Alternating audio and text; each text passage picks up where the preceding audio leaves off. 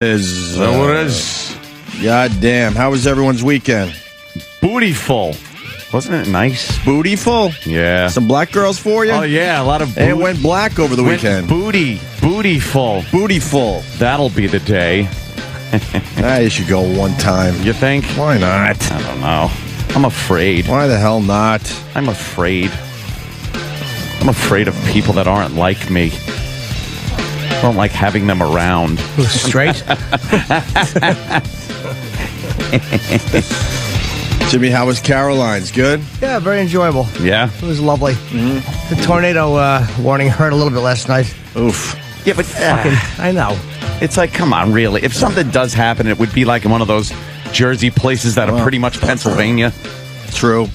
Yeah. I was driving back from Philly, though, and it was a beautiful sunny day, late afternoon, heading toward evening, but one ominous, really huge black cloud that could have turned into a massive tornado at any second. I think that's what bothered people yesterday. Yeah, maybe. It's like working here. Yeah, Big black exactly. cloud down the hall. It's all nice in here. We're laughing. Just down the hall, a big black cloud. You can see it raining through the window. Yeah. Yeah, that's true. I heard the air conditioning was a little rough at Caroline's, Jimmy. Kenny was telling me on the way in. Yeah, they had an issue. That's why there was a lot of... It was really hot. Really hot in there? The AC worked, but the front blower... Sure it wasn't your act? See, because you just... Oh. Nah, that wasn't hot. No. No, not at all. No, it was just, you could feel it was really, literally 5 minutes into my set, you could see people fanning Oh, themselves. shit. Oh. But I knew what it was. It was one of the blowers up front that they had somebody come in on Saturday and look at. But I guess they have to get it fixed this week. So it was definitely warm. people. Just get new blowers. I'm sure they're going to. But it probably takes it's probably a whole. They had the lighting fixed. Something tells you that something got screwed up because they were having the lighting fixed. So somebody probably unplugged something when they were fixing the lighting. It was a whole fucking thing. Dummies. Yeah, they'll fix it. But it was pretty hot in there. It was warm, yeah. It was warm. It was warm, which is hard when you're performing because it was a thick Yeah. feeling. Oh, you don't like that when you're in a comedy club. No, that's why Letterman keeps his studio freezing. Because it's just, heat is the death of a laugh. And comedy club, yeah, it really is. If you're too uncomfortable to laugh. Yeah. And then comedy clubs, normally you're sitting next to a lot of people you don't really And they're know or care overhearing. for. Oh, yeah. And you don't want them to be hot. Yeah. They're just smelling. And their chlamydia is dripping on your arm. It's like, It's dripping into your nice comedy food. Could you please that you keep just your ordered? chlamydia to yourself? Thank you. Yes. You just got some chlamydia on my pomfret. And my Dennis Leary. Go local Yeah. for everybody. Enjoy the Dennis Leary when you're at Caroline's. So, No one saw the MTV Movie Awards? I did not. Is that where Sandra Bullock did the kiss with Scarlett Johansson? I saw it. It was. It was so it was forced. great. It was great. Yeah, I was watching Shut it. up. It was. Exactly. Oh, what a snooze fest! Saw it coming a mile away. Usually when two girls kiss on the MTV Music Awards or the Movie Awards, it kind of comes out of nowhere. Yeah. They set this up a mile away. Scarlett's on stage all awkward like, oh boy, I don't know. Like that gay friggin' American Idol guy when he kissed his guitar player. Yeah. Now that was real. Adam And people- Lambert. And people were disturbed by it. Adam Lambert? Yeah. He kissed a guy. Like that's real. Well, he kissed many guys, but he kissed somebody on TV. Oh yeah, it was a big thing. You know, And you know what? showing his Scarlett moments. Johansson, not so hot anymore. Not as hot as she used to be. What do you think? Problem? I don't know what's Where? going on. She looks a little wide in the hips. She's always been a little Wide in the hips? curvaceous. But Maybe she was wearing the wrong dress last night. aw. What was she wearing? Is MTV the least bit edgy anymore? Is it? Well, I don't know. If you're watching last night, they were pretty edgy. They were allowing people to curse. Really? And letting it through? They had to be letting it through because they have to be on some kind of delay. They made a ton. Yeah, they let a ton of them through. Like every single thing was bleep. F-bombs? Oh yeah. A lot of F-bombs. But everything was bleep? What do you mean? Well, every single person who went on that stage cursed last night, and they just ended up letting a small percentage of the F-bombs through. But since there were so many, there was like 10 F-bombs on the show. Oh, wow. Okay, that is outrageous. I mean, Imagine Wow, if you had kids the watching. cable outlet Imagine. actually using language they're allowed to use. It was 10 p.m. Children could have been watching. I wouldn't let my kids watch if the one I have is older because the comedy was poorly written. Yeah, that that's would the be an reason. insult to my kid. It's more I'm offensive. It absolutely is. It's horrible. Horrible. Did you see the Adam Sandler? Yeah, the funny- Kevin James, Rob Schneider, even Chris Rock. I'm like, Chris, get off the stage. You don't belong with. I mean, those guys don't belong with you. Just leave right now. Yeah. I know they're all in a movie together, but They who else was? And David Spade. Yeah, it was Kevin James, Chris Rock, David Spade, Rob Schneider from the Grown Up movie. Wow. And they knew it was awful. They obviously hadn't written it because they've buried the video. I guess I can't find it. You know 'Cause what? Chris Rock made a face. Could you get it? Could The someone clip? get it down the hall? Yeah, Chris it's on Rock Shadow. made if a, Steve made a is listening. face like he knew it was just bombing. Yeah, like Whoa, he whoa, read on- whoa! You just said it's on Shadow if Steve's listening. Uh-oh. What kind of confidence do I have in that statement? Can someone go down the hall and tell I Steve to cast get a it? giant shadow. Yes. You got it. You got to hear this. Is it? You gotta is it hear like how- award show banter. It's horrendous, and I'm looking at Chris Rock like, run. Yeah. But yeah, he made a face at Adam Sandler like, I can't believe I just had to say that. Like, ugh, that was terrible. Because the other guys, I don't care if they bomb, but Chris Rock, I certainly care if he bombs. Just run away from that horseshit they wrote for you. They had to have written it for him. Yeah, Why yeah. would you accept that and say, yeah, we'll read this? You gotta promote the movie, I guess. Yeah. It was so bad. Are they all going to end up on a wrestling show promoting Oh, the that'd be movie great. too? Oh, would it? Oh. Ashton Kutcher was on wrestling, wasn't he? Yeah, he was on last week. Did he hold the gun the really? right way while the girl held it upside down? Ah, isn't that funny? It's a cute I saw that in poster. the trailer. Oh, God, that's funny. Well, we got the Sandra Kiss thing, and then we got some bad censorship because I guess they were trying to beep out the guys. Yeah, and they let, that's just them letting the F-bombs and the S-bombs. They just through. gave up on it, Yeah. which means They're crazy. I think they did this on purpose to get a little buzz on the show.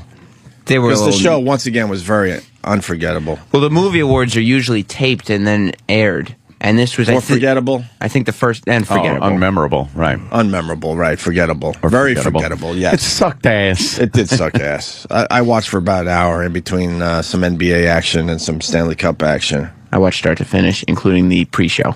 Why? Oh. What was the highlight? Well, the pre-show featured the first 10 minutes of Jersey Shore Season 2. That show is going to have the biggest drop off Oh, wow. in the history Yeah, of TV. yeah. But they're road tripping to Miami on the first episode. Oh, well, then that... And their suitcases are heavy because of all the bronzer and hair gel. Really? You remember from the first season? You remember? No, I don't. How many guys did Snooki suck off on the road trip? Wow, she's no longer snooking for love, as she points out in the first episode. no. She's found a boyfriend. Really? Yep. She say snooking for love? Right. She's snooking for love. She's trying for that spin-off show. She really is. And they'll probably give it to her. And she said she uses bronzer now because Obama has taxed tanning beds, which she thinks is because of the Jersey Shore kids. I can't wait for them to fall off that fucking pedestal. Wow. Snooki and her crazy When comments. she's just working at some dump diner in Jersey, going, I used to be Snooki. She was a red carpet Really? correspondent Bring last me my night. eggs, bitch. What do you mean she was a red carpet? Yeah, on the Correspondent. MTV pre-show. Really? She was a red carpet correspondent. Yuck. Now, how does the Jersey Shore look? Because they all know they're famous now, so it can't Yeah. work. Well, they They didn't should have even, filmed like a couple seasons before Exactly. it ever aired. Yeah, they didn't even, because they aired the first 10 minutes and they didn't even show them in Miami yet. They just showed them driving to Miami. And was there funny banter between Well, all of them? And see- was there controversy Why don't we already? have that And- audio? Oh. What this movie award shit? I want to see or hear the first 10 minutes of Jersey Shore. What's crazy is that Paulie D and The Situation road tripping together.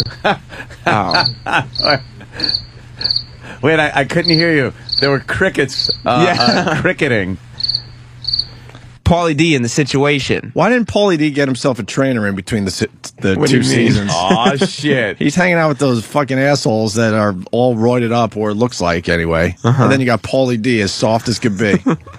soft, not a muscle on the kid. Paulie D, really? Oh yeah. No, oh no, no, no, not Vinny. Paul, Vinny. I'm sorry, Vinny. Vinny didn't get himself a trainer. No. No, Vinny is as soft as could be. No. And he takes off his shirt with the guys. A little mushy. Very little mushy. But Paulie D in the situation bought fireworks in South Carolina because they Oh, were legal. shit. Oh. And what are they going to do with the fireworks? Oh, shit. Are you Opie? Well, they drove them to a cornfield, and A cornfield. That's crazy. and they took a break from driving to light the fireworks. And of course, the cornfield was in an area that's very legal for fireworks. Oh, right? yes, Why yes. wouldn't they bring them all the way down to Miami if they're edgy kids from Jersey? Because they were And on then a shove road them up trip. Snooki's ass and fucking vagina and shoot them out. She's done snooking for long. Roman candles right out her asshole. Yeah, we did that bit once. Why doesn't Snooki Yay. sacrifice her vag for some bottle rockets?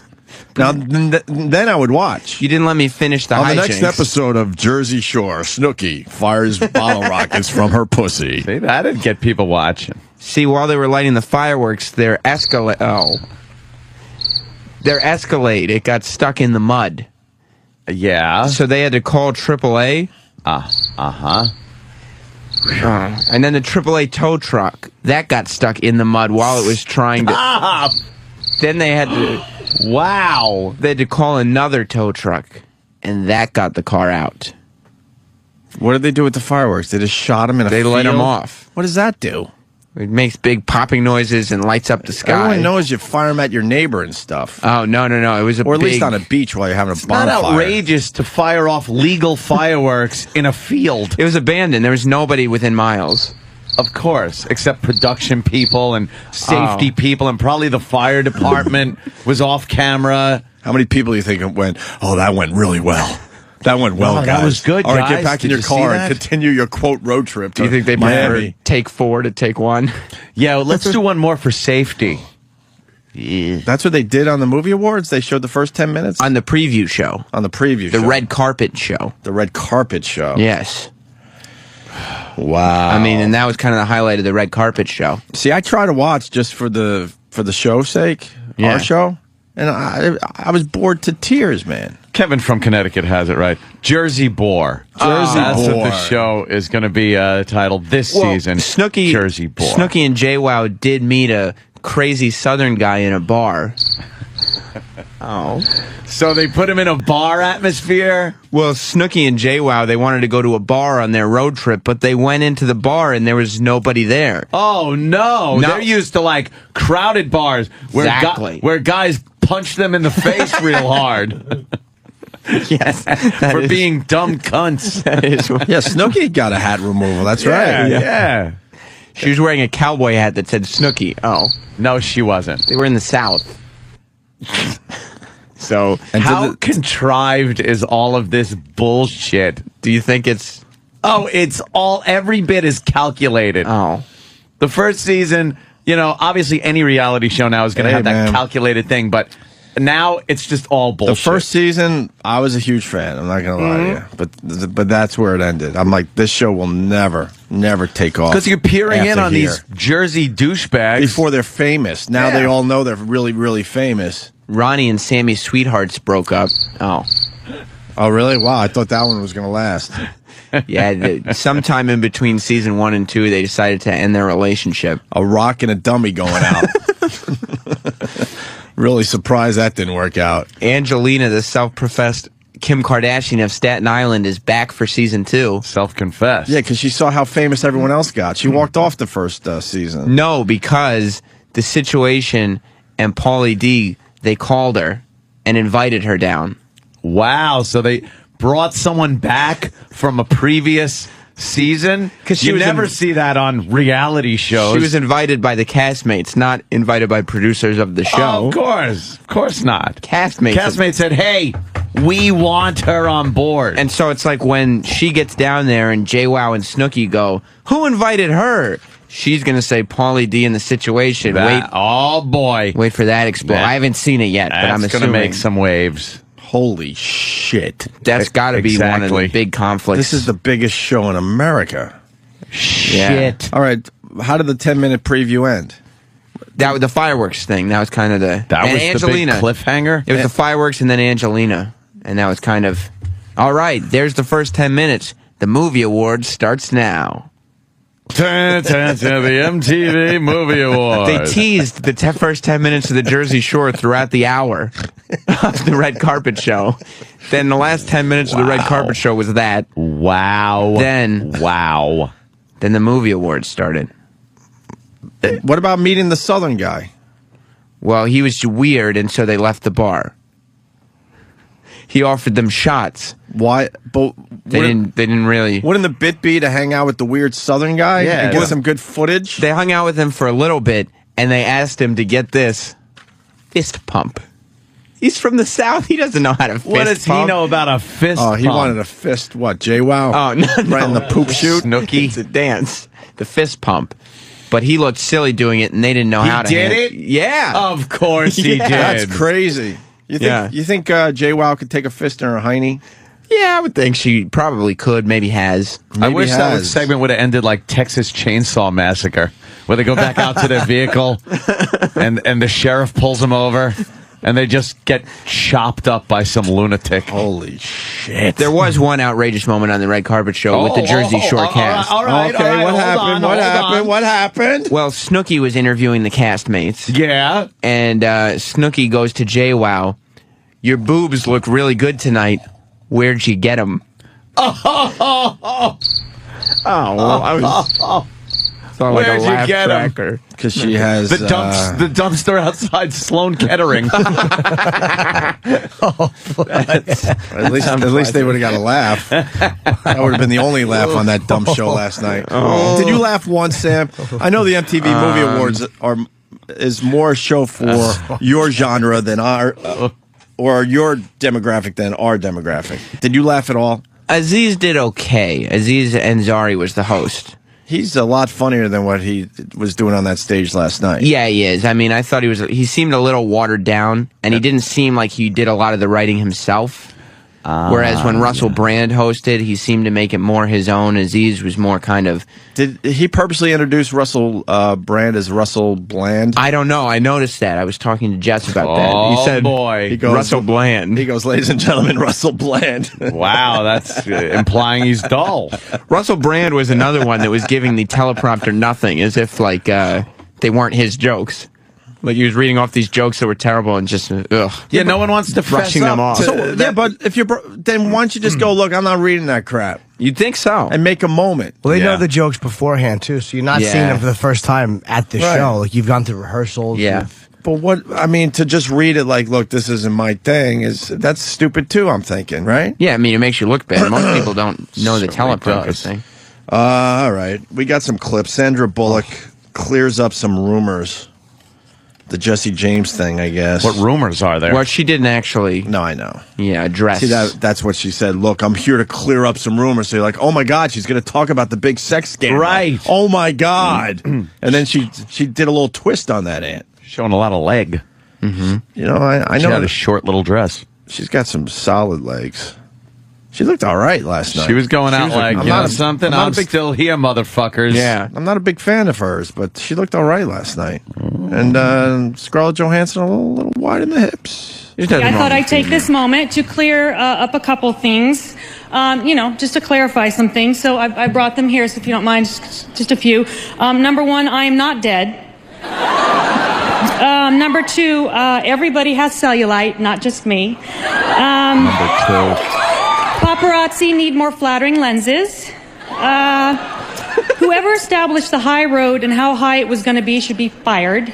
And I've never gone 14 days without showering, while chain smoking, while crying on the shoulder of my sweet Aunt Ludi, because I shower twice a day.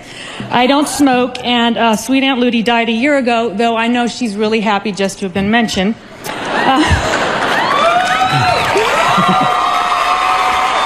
You go, girl. That's what I say. You go, Yeah. girl. The key is that she showers twice a day. What are you trying to wash away from childhood?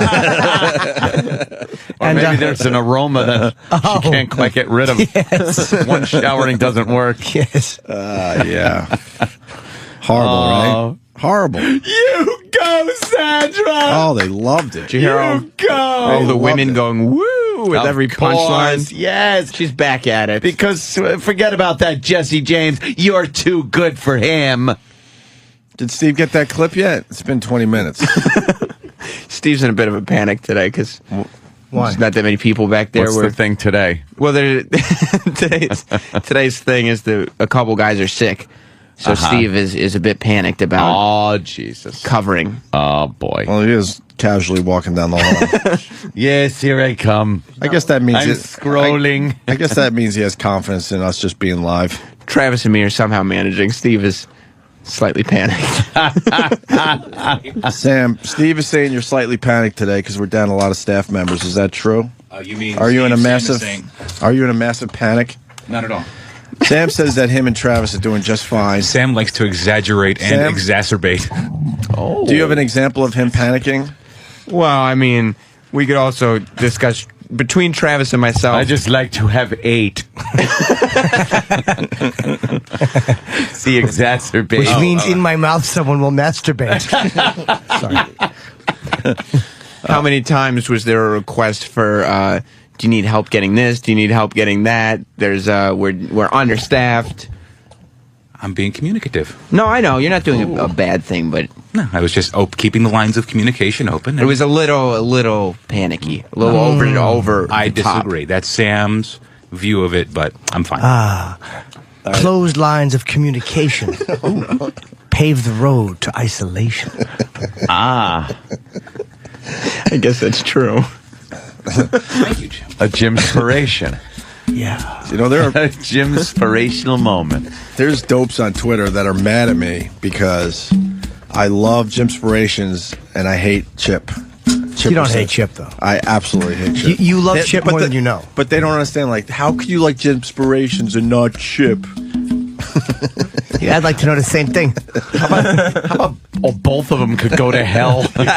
Inspirations. It's not even how you're supposed to say it. It's supposed to be inspirations, you know? Oh, that's right, Chip. I don't get the inspirations. They're stupid. We have Adam Sandler, Jimspiration. David Spade, David Spade, um, Rob Schneider, Chris Rock. and Kevin James. Kevin James. This is the clip. So you got Should we strap in? you got Yeah. you got some funny guys coming out on that stage. Keep in mind their movie is called Grown Ups. Now, Chris Rock is just the fucking king. He should have just ran the fuck away from those guys. I'm telling Yeah. you. He is Yeah. way funnier than any of those guys. Funnier than Rob Schneider. Well, I'm not even going to go with that.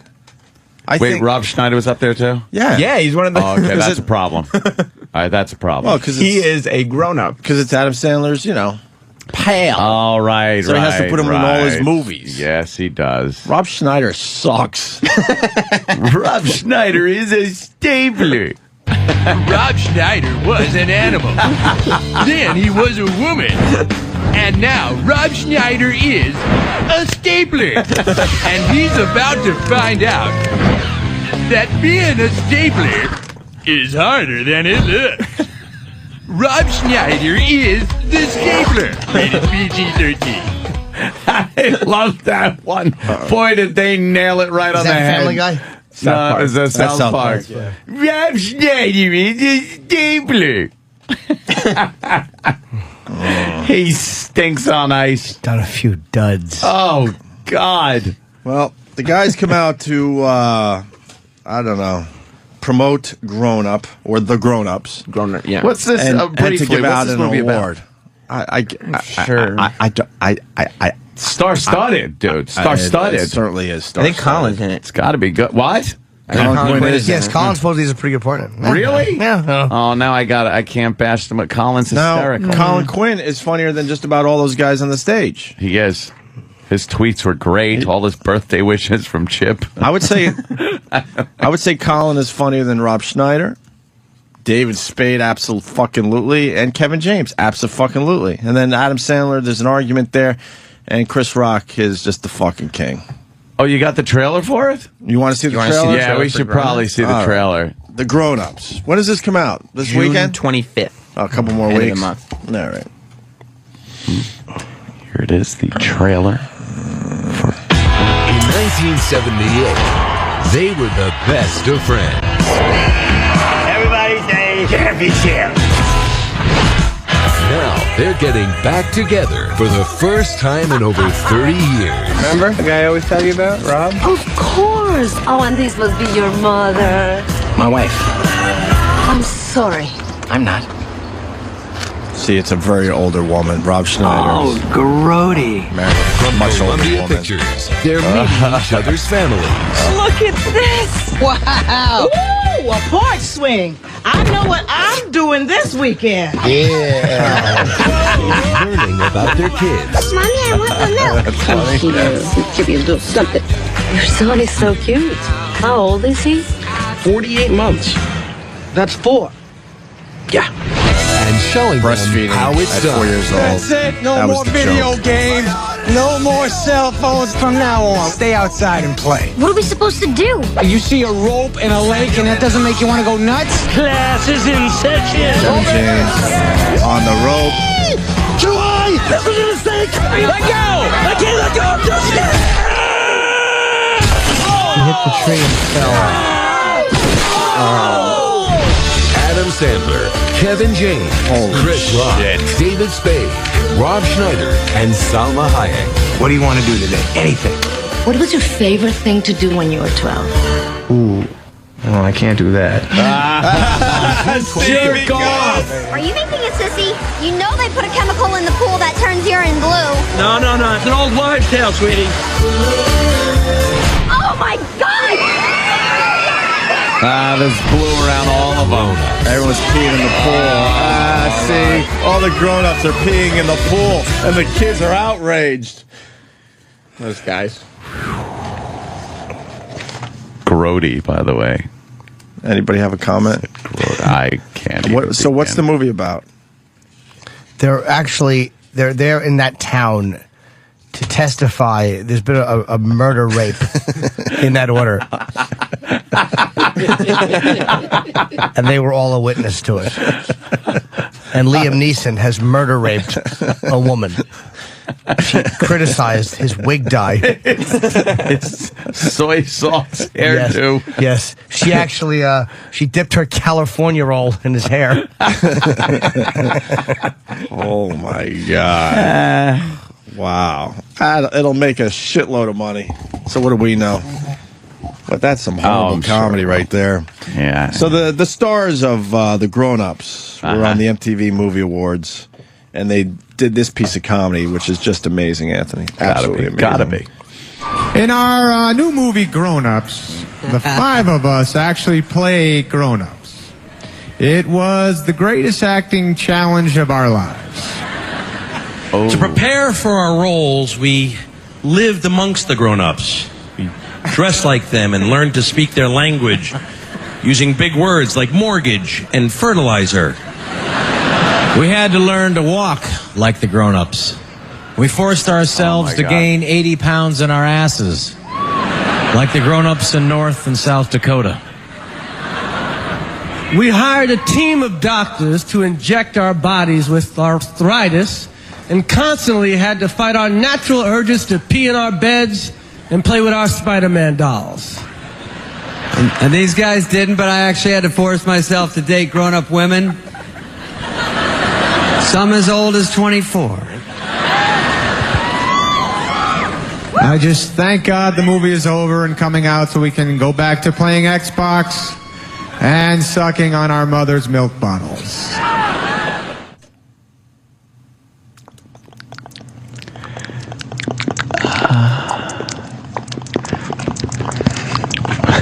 The best part is it didn't sound forced.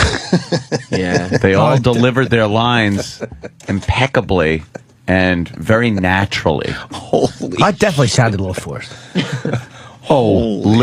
Literal Jim. Holy shit. Holy shit. With emphasis on the shit part of that. Not so much the holy, but a lot of the shit. Like I said, I'll say it one more time. Chris Rock should have just ran. The other guys, whatever. Run! Let him bomb for the next 10 years. I don't care. But not Chris Rock. Yeah. Please save Chris Rock. Save him from these bad movies. Yeah, it's terrible. The other guys I could care less about. It's not the movie, really. It's the writing for the award show. It's like those guys, you could tell probably just they showed up. They had some stuff written for them. But And why would you do that to yourself? I will never understand that. If you're a comedian, why would you go, yeah, I'll read something that's really unfunny for millions and millions of people watching right now? I don't get it. Nah. I don't get it. No. Put That's yourself just in a horrible. bad spot. It makes you You look know? bad. Huh? Makes you look like bad. It's stupid. You know, and then just parading them out to whore their movie out like that alone is bad. I mean, don't worry about it. That's not going to help people to go, wow, I want to see that now. I'm just going to think, ugh. They got the chemistry of nothingness. But they lived among the grown-ups. Yes. Oh, was that what the bit was? Yeah, see? On and on. Right. Get it. Now they could go back to their Xboxes because the movie's out. Yeah, They don't have to be grown-ups. No. Because I'm sure they just don't act like grown-ups any time ever. They're silly. They're very immature. They're just crazy all the time. Yeah. But why not when just Bill's got to get paid and stuff, I'm sure they just rip them up and go, yeah, no, I'm just not a grown-up. When someone comes to Adam Sandler with a big deal and he's got to look over a contract, no.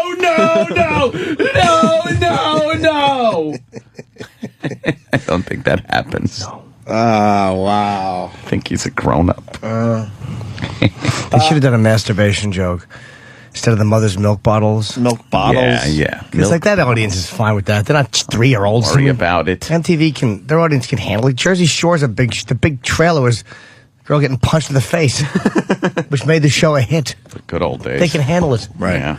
I just loved how they showed the punch a million times, but then said, but we're not going to show it on the episode. I've never seen that would be someone outrageous. punched more and not the old bag with the white hair, but and that was our fault. Yeah. How many times did you see Snooki get punched? Had to be 100 times. Yeah. And then it comes time to show the episode, and they go, well, we can't do this. We can't do that. It's that not would be right. very outrageous. I've saw it 100 times, and I came to it twice. Let's go to Jimmy James. JJ. Great. What's up, JJ? Morning, boys. Hey, how much horseshit is this movie going to be? Because they are whoring these guys out everywhere. They were on the NBA Finals halftime show last night. Oh, really? And it was the five of them sitting there, and clearly Adam Sandler. They all had their NBA jerseys on, of course. Wait. Can I slow you down? How could they be at the NBA Finals and the MTV Movie Awards at the same time? I believe they were practicing wizardry. Yuck. But clearly Adam Sandler, who's from New Hampshire, had his Celtics shirt on. Right. But they can't make anybody choose between the two teams playing. That might hurt sales. So they made him put a Knicks jersey on over it. Seriously? Oh, dead serious. He had his bright green Celtics T-shirt, and they made him put a Knicks jersey over it. Why? Because they're marketing jizz mops, and it's going to hurt sales because people from L.A. won't see it because Adam Sandler likes the Celtics. You think they're thinking that deeply into this stuff? I don't think anybody going to see that movie cares which team wins the NBA what you Finals. root for. They don't care. They understand it's a rivalry. Yeah. I don't think anybody's going to see that movie. No, you're crazy, dude. That movie will make a fucking. Yeah, well. That movie's gonna make $85 to $100 million. Yeah, it's following that lame Hollywood formula. It's going to do fine. Yep. There's too many big names. It'll make a shitload of money. They all have like a fan base. One other thing, boys. Yes. Speaking of movie Not all. trailers, Rob Schneider doesn't have a fan base. No. He stinks. He's the worst. No one likes him. Because we think he got a free ride. Of course he did. He was Adam Sandler's friend, so he gets to be in all his movies. He sucks. You can do it. Yeah, we get it. Well, what were you saying, JJ? have you seen the A-Team trailer yet? Because clearly the guy playing Hannibal with the normally soy sauce colored hair now has baby powdered gray hair. I don't think he knows his hair color anymore. Who are we talking about? What's it, Liam Neeson? Oh, Liam Neeson? Yeah, Liam Neeson is okay. Hannibal. Okay. There's absolutely no concept of what that actual hair color is anymore. I don't think he knows. Well, he had to do the George Papard kind of gray hair thing. Sure. Yeah, it's poorly grayed at that. It's soy sauce to the other end. He's got a little soy sauce in the gray. When is Liam Neeson going to mourn over his dead wife? He's made like 8 movies since she died. He's poured himself into since his she work. died. You think that's what's going on? Poured himself into his work. You would think the guy would take recover. a year or 2 off. No. All right, JJ, thank you. All right, boys, take it easy. Yeah. Does he do a horrid job at hiding his accent in this, too? He's really not good at doing that. Oh, boy. How do you plan on... Man up and get it! Oh, I love it when a plan comes together. How do you plan on stopping him? Don't sweat him. This just got exciting. Oh, hell. I'm BA. You're gonna be unconscious. Just a heck of a beautiful place. Yeah, whatever. It's the A-team. We'll cut our losses. I bet that makes a few bucks, though. I'm hearing good things about the A-team, though. Yeah? Yeah, we'll see what happens. With Any Rotten Schmader listing yet? Or a little early? On the A-team. On the A-team. They're the guest hosts of Monday Night Raw tonight. No, they're not. They are. Not the whole cast. The whole cast. Liam Neeson. Not Liam Neeson. I was gonna Rampage say. is, though. Oh, I hope Rampage does some MMA moves to like Triple H. No. He show him how Rampage fighting's really done. Was on Twitter last night catching heat because just like the gay acting thing, he posted on his Twitter, everybody tune into Monday Night Raw tomorrow night. I'm excited to get a fake ass whipping. Something like that. All right. And it was just funny. That's kind of funny. And then he Who's going to call posted- him out on that? On the WWE. A ton of wrestling fans, I guess, were twittering him angry tweets. Yeah. Don't they know it is fake? And then Rampage was like, "Look, I've been a wrestling fan for a long time. Yeah. I'm not." He knows the Stop. deal. Let me talk. That is a fake ass whooping. Yes. He's not actually going to get his ass whipped. No. There's not a guy in the WWE that's going to take him on. I don't know. All right, hey, Jesus Christ. the Sandra Bullock kiss, you want that audio? How about that? What about that new wrestler, that guy that's been killing everybody, Jerry Sherman? I don't know him. Yeah. Uh-oh. Just a new wrestler. Just a new wrestler. Jerry All right. Sherman. We'll have to look up Jerry Sherman. His whole thing is that he spends his time on a Kindle. Reading. Jerry Sherman, the Does he at reader. least use the Kindle and hit someone over the head with it? No, he just reads on it. He doesn't use it as a weapon? Yeah, he's the new big thing in wrestling. That sounds exciting. Dull for wrestling. I think so. Yeah. Jerry Sherman is an electrifying name. No. We don't need the Sandra Bullock kiss, do we? The audio? How is it received? It's more of a visual. They're talking about it today. It was a crazy moment for MTV. She still looks it was pretty crazy. good, though. I mean, Scarlett Johansson. Yeah, Just she's great. all right. I think she was wearing the wrong She's dress for her fantastic. figure. You got to see, she's a little wide down Below the waist, yeah. A little wide. She's looking just kind of got like, starting to look like an iceberg. Oh. A little bit, she's got a little bit. bunt going on. Dude, oh, come on. But- She's fantastic. Yeah, that's juicy. still completely doable. Yeah, I guess you're right. I would behead my girlfriend to fuck her. I guess you're right. Now that I see her, Yeah. especially with her wrong with standing that. next to Betty White. Yeah, that's a nice contrast right there. Do you think Betty White's thrilled to be standing next to Oh. fucking Scarlett Johansson? Betty White's thrilled to be standing anywhere. And she's just got this resurgence now where everyone wants Betty White. And all the other Golden Girls are just dead. They're just, You know what? dropping dead. Someone pointed out that the Golden Girls are dying every year too. It was like 2008, 2009, 2010. It's a curse of the One Golden a year. Girls. So Wow. 2011 could got be a 6 rough. months. That could be a rough one for Betty White. Oh, wow. She's going to be the last one left. Who else is alive? She is. That's it. That's it. She's it. We lost Rue McClanahan. We sure did. Yeah. And Blanche. she's it. Nothing better than hearing that old broad talk about fucking. She's the original Samantha. That's right. Yeah. All right, we got some cursing then. Fuck it. House full of baby powder smells. Yuck. What'd she die of, Rue McClanahan? Just old age? Old. Yeah, Died she of was in old. poor health. How old was she? Nah, she had another brain hemorrhage, right? Oh, there's another stroke or brain something. thing. The brains are everybody's brains are just I think coming it's the apart. year of the brain hemorrhage. The cell phones. It is the cell phone. Yeah, they're finally, getting people. I think she was in her late 70s, maybe 78, Yeah. maybe. She was 76. Was she only? Bye-bye, funny girl. See you later. Thanks for being a friend. Thank you for being a friend. Traveled down the road and back again. That's right. Her heart is true, but her brain exploded in her sleep. You know what? Fuck the kiss, because that's more visual. But we got the guys getting outrageous and cursing on the MTV Movie Awards. I don't know. There might be fines for MTV. Oh, for what? They're a cable outlet. I hope they haven't. It's like there's no fine. That's true. They'll be fine. That's true. Here's Jonah Hill. Well, let's get to the reason why we're here. Beaver fever! I've got bad beaver fever! I fucking Taylor! I fucking love you, dog! That's not cool! What was that? They were shouting at the Twilight Stars. It was a clusterfuck.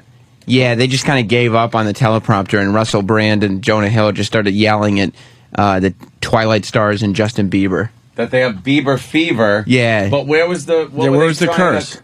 What were they punching out of? Well, at first they didn't, because they didn't know when they were going to curse, I guess. And then Jonah Hill got a couple F-bombs through there. I didn't hear any cursing. Listen again. Well, let me listen again. Really? I didn't hear. You have to listen to that again? I didn't hear anything. There was one half F-bomb. Well, let's get to the reason why we're here. Beaver fever! I've got bad beaver fever! I fucking Taylor! I fucking love you, dog! That's not cool! I didn't hear anything. I didn't hear anything. He said, "I fucking love you, dog." Is that what we missed? Yeah. And then right after Bieber fever, did he like Tom Cruise? Oh, doing the Tropic Thunder gimmick again? Yeah, reenacting his character from Tropic Thunder. Look, the news ladies love it. Look at them giggling. They just showed a clip and they're laughing. Oh, he did the exact same thing. Sense of comic timing. Is it really? Yeah, I didn't know that. Okay. Well, coming up on the 7 o'clock hour, we're 7 o'clock hour. Oh, she just said 7 o'clock hour. Talking about Tom Cruise. Yeah. Why would he do that?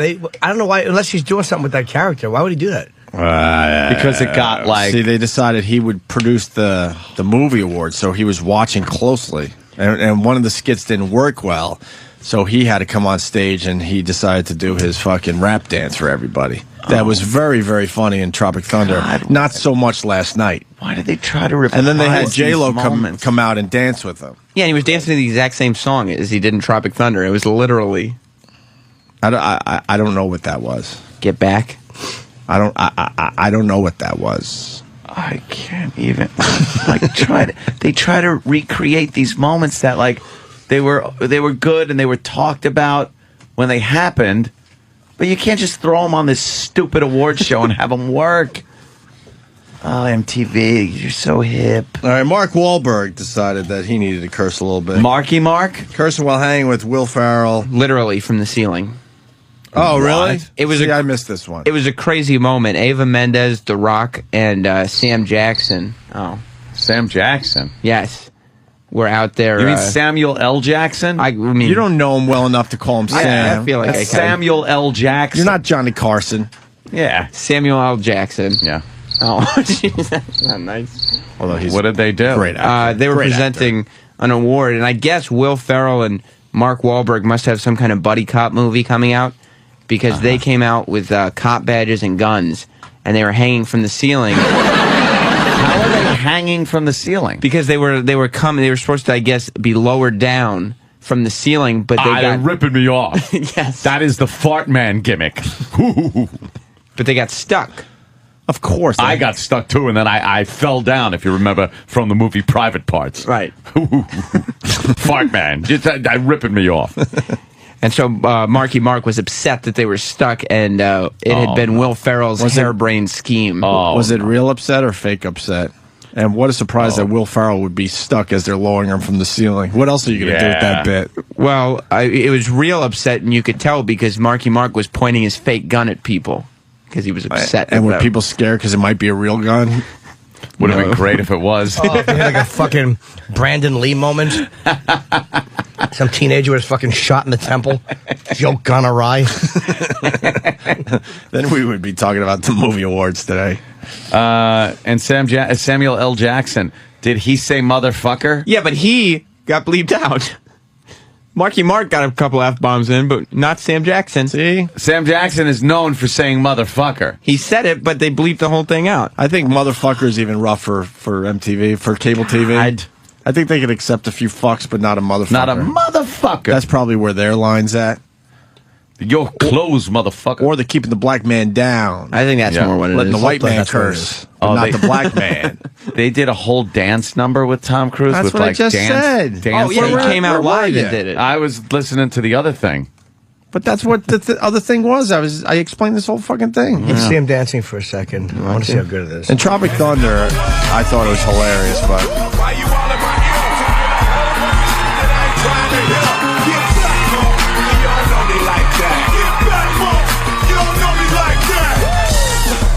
So come on, don't. He's dancing all right. That really does show a particular hatred for those fucking movie executives. you're not going to miss much. Well, that was Wow, J-Lo's right there. song coming on, and everybody said, what could that be? Oh, no. And then then there's the like silhouette. a silhouette and the smoke. It couldn't be. No, it couldn't be. Yeah, it's J-Lo. Talking about a little wide. Well, she's always been wide. What a juicy ass, man. You like the J-Lo Oh, my, ass? come on. You have to. You digging that J-Lo? Yes. Yes. After a long day of dance rehearsal. What if she made some pee-pees and didn't dab good enough and then danced? I'd throw her toilet paper out. I'd hide it. It's uneventful, but... I see that Tom Cruise left his wife alone in the audience. We should have fucking saved her. Yeah, grabbed her and got her out of there. Yeah. I don't really care about that. Yeah, you need a team going in. One of those teams that rescue people from cults. Right. Just throw in a van, Yeah. tie her down to a bed. She would probably thank everybody. Thank you. Thank in you the so long much. run. All right, here's Mark Wahlberg with that thing that Sam explained. Oh, this is how Marky it went down. Did someone say they needed a hero? Dude, this is the dumbest idea ever, man. What are you guys doing? Why are we doing this? You told me I was going to land at Ava's face, man. I'm like... We were supposed to make a cool entrance, but the wires got... No, you told me I was going to land on her like Sacha Baron Cohen landed on Eminem, and now... I got all ready. I said no such thing. Wait, you thought being lowered on wires would be good? Who told you? Hey, you want... Yo, what? Fuck around, lay around. You ain't that big now, You know what? Yes. We look like assholes. So it was seems a the bad, big thing bad to bit, do but they were just cussing. was to just yell curses that would get bleeped out or get cut out until one got through. Yeah, everybody was just improvising on top of each other. There wasn't much. It was just cursing. Yeah. That's great. Any backlash in the news today? Not yet. Has there been Everybody's anything in just- the papers about, wow, the cursing and this is an outrage? Everybody's just laughing at how silly Tom Cruise was. Yeah, with his dance. It's amazing, though. He just shows up and does that stupid thing, and he's the one they're talking about. Yeah. He probably is the biggest star in Hollywood, right? Who's a bigger star than Tom Cruise? Oh my God, I don't know. Can you think of anybody who's a bigger star than him? He's right up there.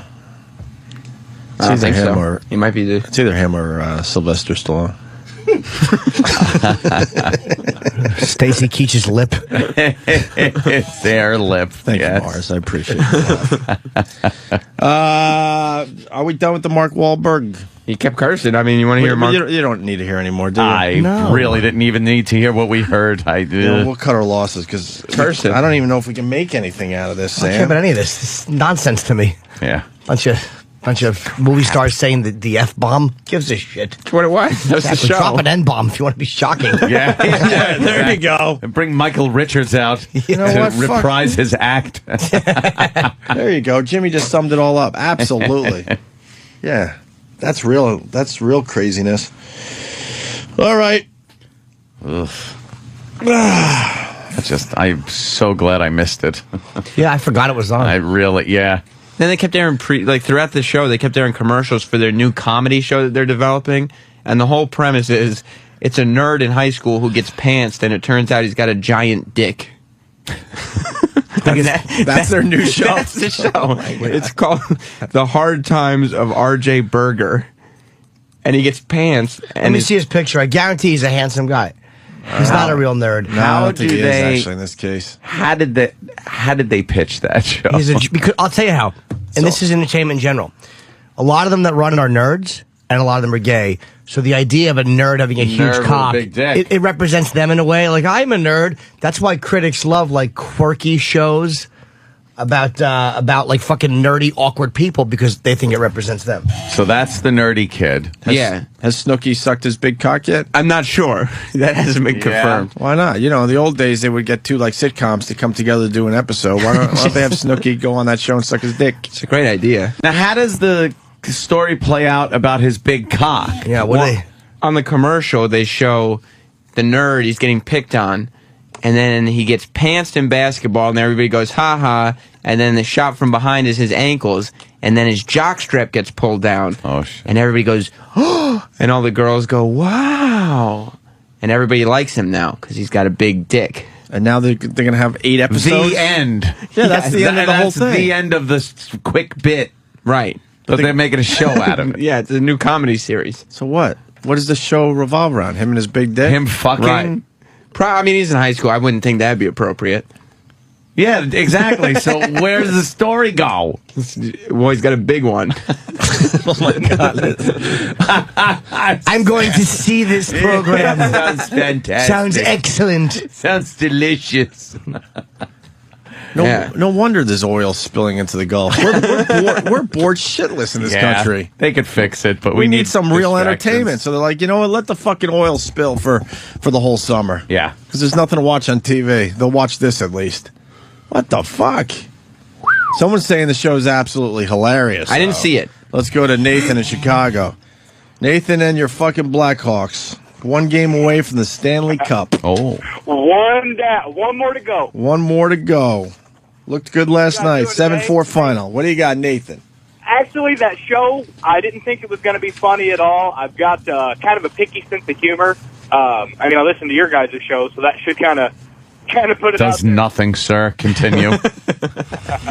No, but actually, the delivery on it was good. Don't know who the writers are for it or the creators, but the one-liners that they were throwing out there actually made me chuckle quite a lot of double entendre dick jokes. Somewhat. Right. There's an ugly girl that kind of like wants him in the very beginning. She had a couple funny ones. Like he said, why do you want to try to ruin my friendship or something? And she said, I don't understand why you just won't ruin my sheep. And there was just a couple funny things. One of the black guys with black coach, when he gets the pants, looks at him and he goes, "It's a fucking Buick Regal." It was great. Can you tell us when we're supposed to laugh? Hello? Exactly. Exactly. Well, exactly. That summed it up right there. You just summed up this phone call, and it has. And you're trying to explain this show. I didn't. What was funny in your explanation? Buick Regal. Were we supposed to laugh after that? And the delivery. All right. He talked about the writing. The writer of this show also wrote 2 episodes of History's Mysteries, as well as the novels Pride and Prejudice and Zombies and Abraham Lincoln Vampire Hunter. Well, that's a classic. So this show's already running on MTV? Yeah, it premiered last night. Wish he was a vampire hunter. Might have kept him preoccupied. Yeah, I was busy. Hey, man, I'm getting off here. I love you guys' show. Thanks for the time. Yeah, he'd be sleeping during the day, too tired to make certain decisions. Exactly. Shit. That sounds like a big pile of shite. No, he explained it. Sounds really funny. See, it's the timing and delivery, much like he had right there during his phone call. No, I don't even blame him. No? I really don't. I don't blame him. Why? He found it funny? I know. He represented it perfectly, I'm thinking. He found it funny, but I think he found it funny. But I think he represented the show perfectly. I really do. Yeah. I don't think he ruined it by his explanation of the show. Yeah. I think it's a dud. Another dud for MTV. Dud. That'll do great. All right. Should we take our first break? Where's the birthday? You want to do the birthday wish going in a break? Ooh. Another local TV fucking station got pranked by one of our fine listeners, wishing Captain Jimmy Nordenberger a very happy birthday. The picture is classic. Yeah. It's Jimmy, aged with a gray mustache. Yeah, I think it's First happy birthday. Here it is. Birthday to you. We've got some great ones to celebrate. Celebrating on February 1st. I think Jimmy's celebrating birthday today. Yeah, Captain Jimmy Nordenberger, we're told. It's his birthday, if you know Captain Jimmy. 43 years old. Happy birthday from Steve, Sammy, Greg, Chip, Tony, and Uncle Paul. A great one with Captain Jimmy. Now to Haley. Haley's birthday. Happy fucking dummies. The picture, Jimmy's very, very like... You're very serious. There's an American flag behind you. A white mustache. The white mustache. Is that a morph of the Sullenberg picture? Yeah. Right? They just Jimmy put his head and Sully and they morphed actually together. showed it on the news. It's a idiots. Photoshop of Jimmy's head on Captain Sullenberger's body. It's fucking. It looks like a color form placement. What dopes. It's fantastic. I'll tweet that video for everybody so you can see it for yourself. That's a good one. Are we ready for break? Sure.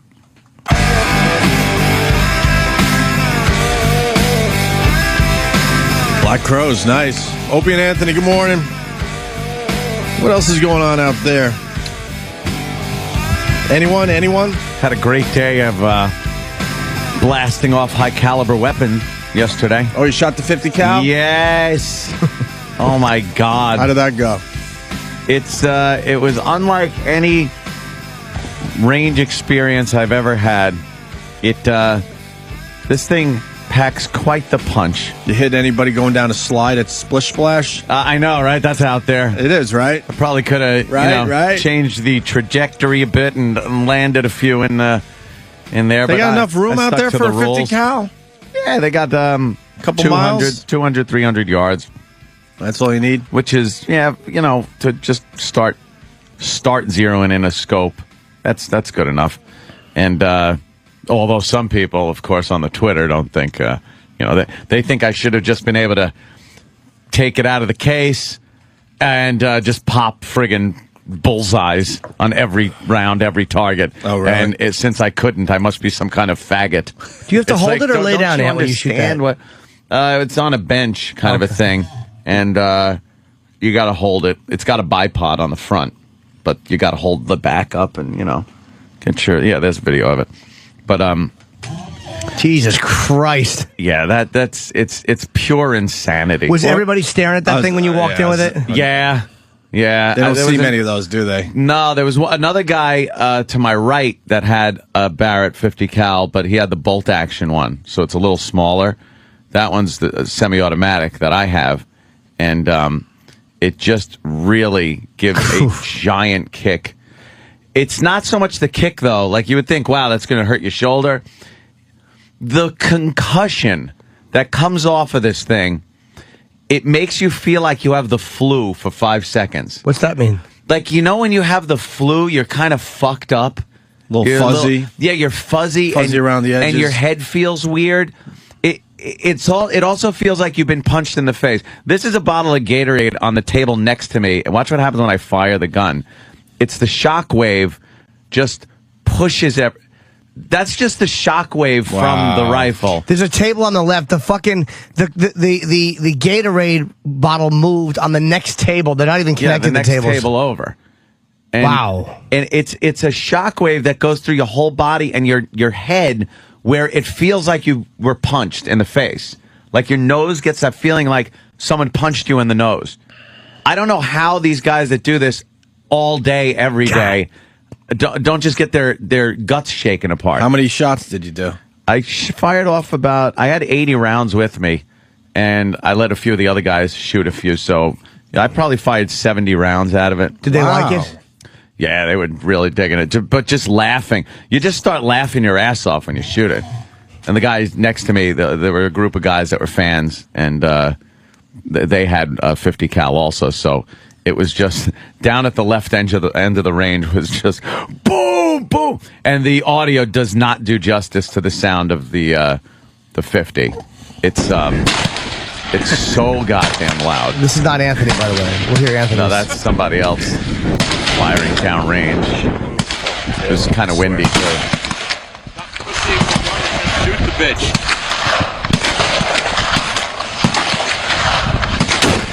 Jesus. Yeah, that was one. But it really shakes you up. But I was sighting in the scope at about 200 yards. What do you think would happen if somebody broke into your house and you were pointing that at them? They would definitely say, I picked the wrong house. Could you shoot that just holding it? I've seen videos of it, but I wouldn't. It's a lot of gun, a lot of power. The barrel itself is going in and out. It's got a spring-loaded barrel, so the barrel itself goes in and out like a howitzer. It's got a big it's suppressor on the front, a muzzle brake on the front that gets rid of like 60% of the kick. Of the actual kick, but it shoots out the side of it. So if you're standing to the side of these things a little bit and to the back, you get a concussion that's just unbelievable. You feel it? Yeah, here's some crazy guy shooting from the shoulder with the same gun. There'll be 2 extra rounds. And he just stood there and shot it. Nice. He's kind of a big guy. Yeah, that's a man. That's pretty impressive. A real man. That's a guy whose cock stays hard even if the husband comes home. Did you hit any targets? Yeah, I got this. Did all right? There's a picture of the target and stuff, so I got like, I got one square on the bullseye, 2 more right next to it. Yeah, see, those are my Damn. shots at that's 200 yards away. You can't see the target if you're just looking downrange. You through the scope you could see it, but and then zeroing in a scope because they're like, oh wow, would you zero in a shotgun? What are you trying to do? Cover the whole target? It's like, yeah, you could just grab a gun like that and a scope and then just sit down and blast bullseyes immediately. Why? No, it's called zeroing a scope, you dunces. Don't listen to those guys. You can hit the bullseye 10 for 10 and they'll find a problem. Oh, I know. There'd be dude, I saw more holes than just one. You should get him through all the same hole. Yeah, exactly. Stop. Exactly. Dummy. So I told one guy, I was like, oh, you didn't like the grouping? How about you stand 200 yards away, and I bet I'm able to hit you with every shot. I didn't hit the bullseye, but that is the diameter of that is someone's chest. That's not bad. So, I mean... And the first try, right? Yeah, it was great. First time you had the 50 cal at the range. Blasting it out there. How much is each shell? You said, what, $4 a piece? It's a little over $4 each per round. And you did about 80, so yeah, you were pushing, what, $350? About $350. If it was a little more than 4? $350. It's not an economical hobby when you're firing that weapon there. Yeah, but you're not going to bring it to the range every time, are you? No. It's one of those, it's, your special fun gun. Sure. Although I might be going out there Tuesday, so I need to buy another case of ammo. How many are in a case? 80 rounds. Is it heavy?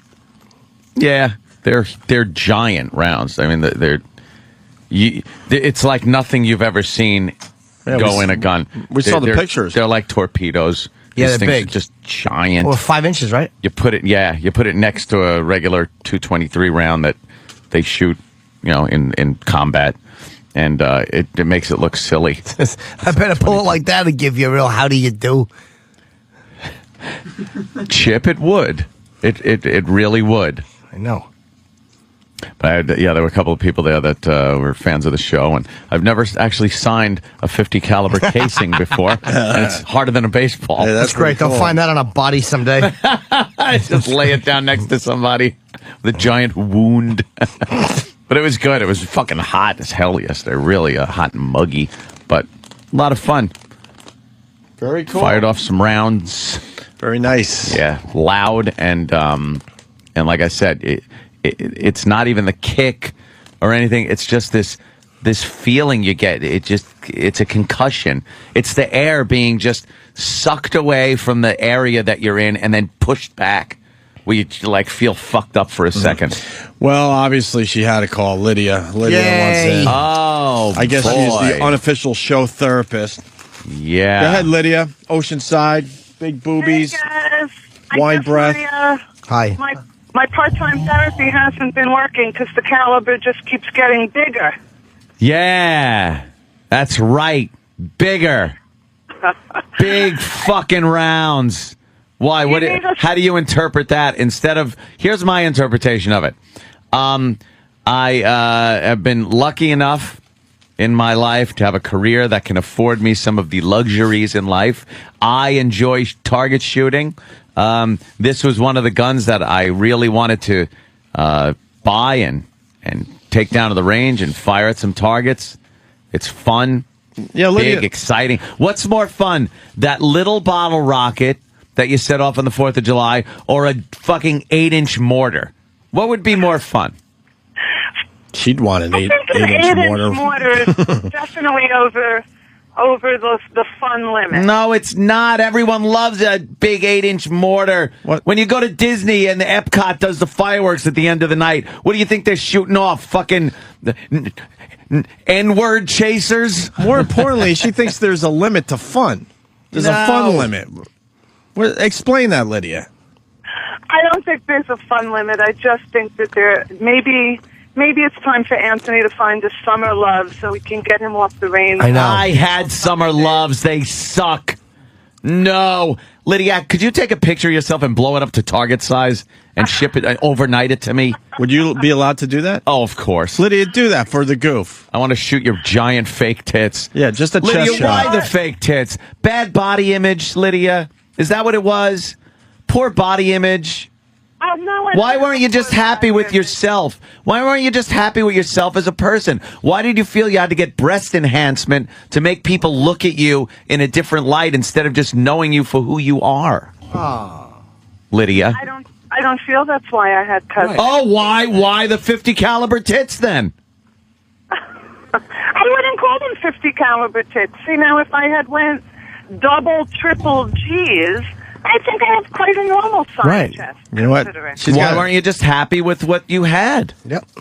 She's got a nice set right there. Look at that picture I captured. Look, I'm not saying a load of jizz in between that cleavage wouldn't be lovely, but and there's a reason why I left her face out of that picture, by the way. B.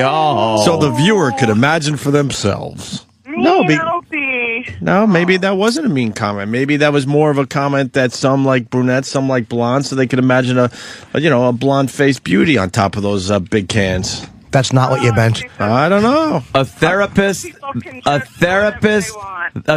that does not have enough confidence in who she is that she had to go out and buy fake tits, to me, is very hypocritical, coming back at anybody doing what they do to maybe have some fun or enjoy themselves, exercise their own personalities. I do not believe that self-improvement indicates that you don't feel good. What's an improvement? What are you improving upon? What didn't you like about your natural breasts that you felt needed improvement? After breastfeeding twins, I thought that they lost a little perk. So instead of just dealing with it and going, well, I have these wonderful children. They do certain things to a woman's body, but it's a beautiful thing, and I'm just going to deal with it. You felt you had to better yourself and make yourself more attractive to men by getting these implants? I'm always trying to better myself. Self-improvement is part of therapy. Self-improvement is not what that is. That is some type of you're not feeling good about yourself for a different reason. Because you're being a hypocrite, talking about me and my 50 caliber gun. And I'm talking about your giant fucking tits and why you needed them. Yeah, I don't see a problem with Anthony purchasing a 50 cal and going to a range and, shooting it off. I just wish he had happier, more fun things to do. What do you think? I'm out there grumbling about fucking... What the hell you want him to do? Fly a kite? Yeah. What do you mean by happier? Like, honestly... smiling my ass off out there. It's fun. Honestly, I think it's pretty fucking cool seeing him shoot off a 50 cal. It's a pisser. And he looks very responsible, like he talks about on the show. He has all the gear. He's setting up the 50 cal properly. A lot of safety in place. But you think it represents something else, right, Lydia? Making friends down there? Yeah. Yeah, he's got friends down there. All right, what does it represent then? Yeah.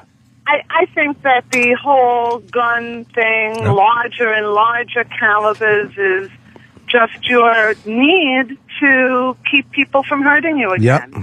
And it just gets bigger and bigger, and you need more and more. And do you know the 50 caliber, the Barrett 50 caliber? I don't even consider that in any way, shape, or form a form of protection as a firearm. That is that has nothing to do with protection. It is pure fun to go to the range and shoot. That is not a gun you use for home protection. But all of these things put a layer between you and the people around you. Do they? Well, let me tell you something, Lydia. I went to the range and met and had social interaction with people that were on either side of me shooting. You meet people. It's like going out and meeting actual people. I wasn't online meeting people. I didn't go to church to meet people. I went to the range with people with similar interests, spoke to them about guns and... What's going to be the name of your militia? Yes, exactly. Were you recruiting out there? I was recruiting for the new militia. You know, I think, Lydia, you would have a point if Anthony purchased a tank, which I wouldn't be surprised if... by the way, looking into it? I wouldn't be surprised if he is looking into it to see how legal it is to own a tank. Something is legal. Then I think you would be onto something. But a 50 cal, you know, he likes his fucking guns. He likes collecting them all. When your catalog of choice is Soldier of Fortune magazine, you're putting a layer It's American Rifleman. to the world. What do you want him to collect? Trains? Yes. Model trains? Stamps? What the fuck? You want me to be a numismatic collector? Well, let's ask her. What would be a safe hobby for Anthony?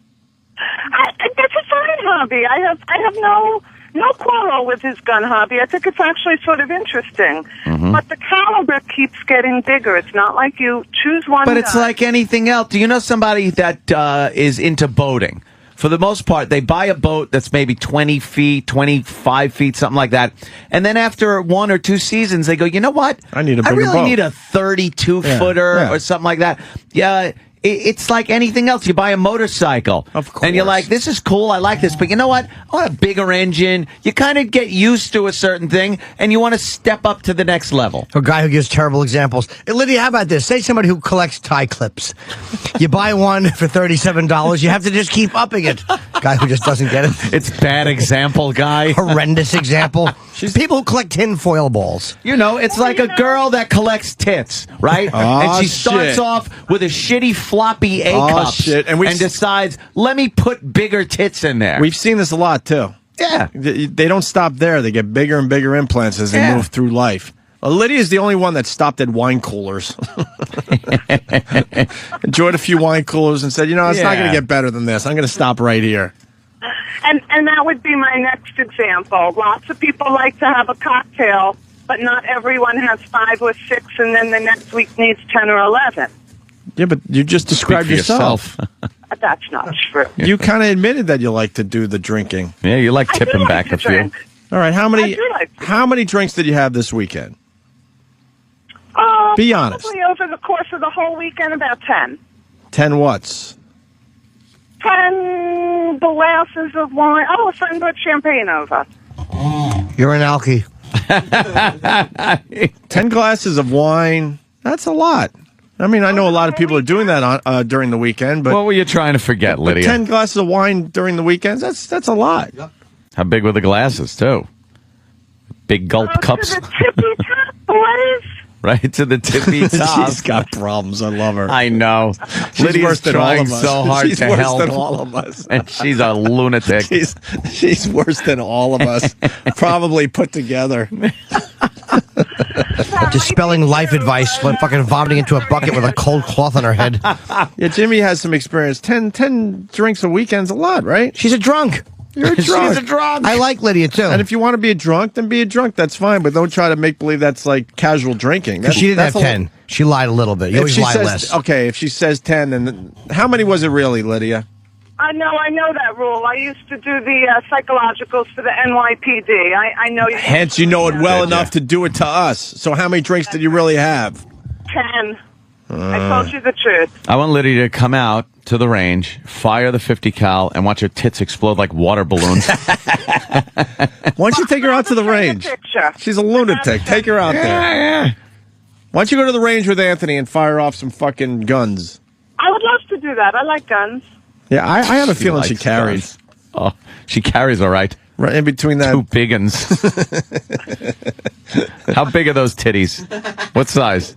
Those are pushing They are D's. 30, 60. Yeah. Safe. 50. I think that's very reasonable for a professional. For somebody that has some issues and wants people to notice her. Whoa, let's slow down. It's not reasonable. You talk to kids. Yeah.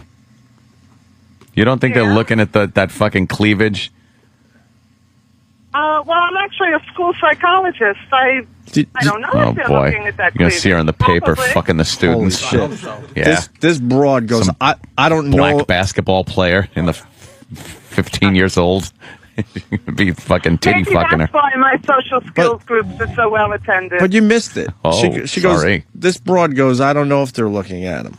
Of course. You're in high school. and you or know. how old are the kids? Anywhere from 14 to 21. And you don't know if they're looking at your tits. Are you looking kidding at me? your tits. I had an old Spanish teacher. I was looking at her tits at 14 because Yeah. I was so fucking horned up. And she was old, man. I think she was like, I think she was pushing 60. Yes, I'll Nasty admit ones. this. Old but you're tortilla tits. But you fucking got what? 80 hard-ons a day. Of course, you're looking at anything female. Anything. I used to jerk off to my social studies teacher. She looked like Mr. Ed. Thank you. She was Jimmy fucking knows. horrendous. I would Jimmy jerk off to her knows. panty lines and her fat ass. Yes. She was maybe a 2.5. Yes. 2.5. Because you're getting so many fucking hard-ons a day. You're out of your mind. Got to get rid of the poison. You'd fuck a tree if no one was looking. Well, Lydia. I do not feel that cosmetic surgery and self-improvement mean anything other than what you make of it. Lots of people get it for the wrong reason. All right, hold on. Some people get it for the All right, stop battling. We got an NYPD guy And on of the course, line. you did it for the right reason. He thinks he recognizes Lydia's voice. Mike from the NYPD. What's up, Mike? Hey, Lydia. Let me ask you a question. How long ago did you work for the NYPD? Because I'm pretty sure you did my psychological to get onto the job. Oh, really? In Left Rock? Yeah, absolutely. 15th floor of Left Rock City. I may very well have. I did it 15th floor. Yeah, I did it. Let's see. I guess it was about 12 or 13 years ago already. Oh, I knew it was you. Guys, you got to see her tits. They're unbelievable. We've seen. See, everyone knows your tits, Lydia. Unbelievable. But she was also kind of kooky. She asked me how much I drank, and I said I usually get pounded at least 3 or 4 times a week, and she was like, "That's fine, no big deal." God, you're a pushover. I would have sent you for an alcohol evaluation. How many cops did you fuck up in Lefrak City? Lefrak. Not a one. Not a one? How many then? The way she was asking the questions, Yeah. I think if I would have schmoozed her a little bit, I probably could have got her in the sack. Could have gotten in there, right? I think I could have. Yeah. We kind of got that same feeling when she came in here. Yeah, she's got that low self-esteem that needed those big tits. Oh, you can completely exploit this broad. Yeah. Lydia, comment? Thank you. Comment, Lydia? Oh, I don't know. I probably did evaluate him. I did, 6 guys a day back Yeah, you then. evaluated him all right. I don't doubt it. Look, man, you got a Lydia. nice set, Lydia. I mean, we're looking at your picture we took. Yeah, we're looking at that when you came in cleavage. and saw us. That cleavage just says wipe clear stuff here. Doesn't it? Oh, Look, yeah. It looks like a hiney. Well, when I take my my therapist month of August off, I'll have to come in and show him off again. Take my therapist month off, Robin.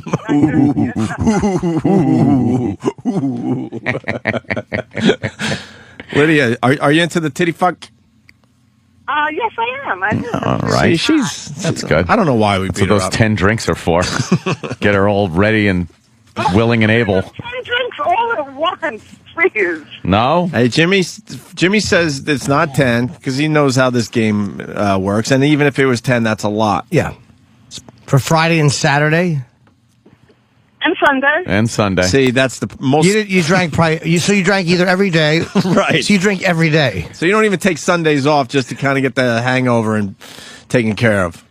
I take Monday through Thursday off. Drinking wise? Isn't that enough? Yeah. Wait, do you start Thursday night? Of course she does. No. I start Friday after the gym. After the gym, that's good. So you have it regimented. Normal people don't think of their drinking that much. They just have a drink. They don't actually need to take the weekdays off so they don't become drunken sots and ruin their careers. Drunken sot. They're not shaking all week waiting for Friday to come after fucking spin class. After spin class. After my inspirational spin, Yes, I'm going to throw a few down. You look at alcohol as your reward. It keeps you going through the week. Yes.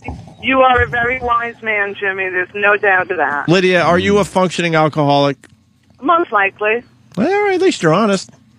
You can still function and do your job, Yes. and no one complains about your job. Yes, but if she drank during the week, she knows there's problems. Yeah, there'd be problems. But you do sneak a few during the week here and there, right? Maybe a glass of wine. Maybe a little glass of wine, right? I try and be a little more casual because Jimmy's right. When you have a million rules governing your behavior, whether it's alcohol or anything else that you might do, then yeah, you do have a problem. So how long could you not drink for, you think? Or you just I don't know. Yeah, you don't want to, right? I don't know. What happened the last time you tried to quit drinking? I know you've tried to stop. What happened the last time you tried to stop? How long did you go? It was a long time. I went almost a year. It was before I got married. All right, what started you again? Marriage. Good. Yeah, what started you back on the sauce? The deal was I'd stop drinking till we got married. No one said anything about stopping after Oh, that. my God. So he said you stopped drinking until you get married because he noticed there was a problem? Yes. Said, I do. She grabbed the fucking priest's wine. Right. Just starts chugging it down. So is he like a codependent? I would say that my husband is in many ways an enabler. Okay. I love spinning this therapy crap on the therapist. Oh, I know. I want to do this to Fantastic. my own therapist so bad. I think I'll get to that point, then I'll know I have to move on. What are you trying to forget, Lydia? Yeah, why are you drinking so much, Lydia? I don't really know how to answer that. I wasn't prepared to do my own personal therapy on the air today. Well, why though? Well, why not? Yeah. We're asking the tough questions today. Is there something Isn't there something that you're trying to just forget? Or? Yeah, what happened when you're growing up? So many things to forget. I honestly don't even know where to start. Wow. How about just with one of them? Mm-hmm. Yeah. Getting molested as a 7-year-old.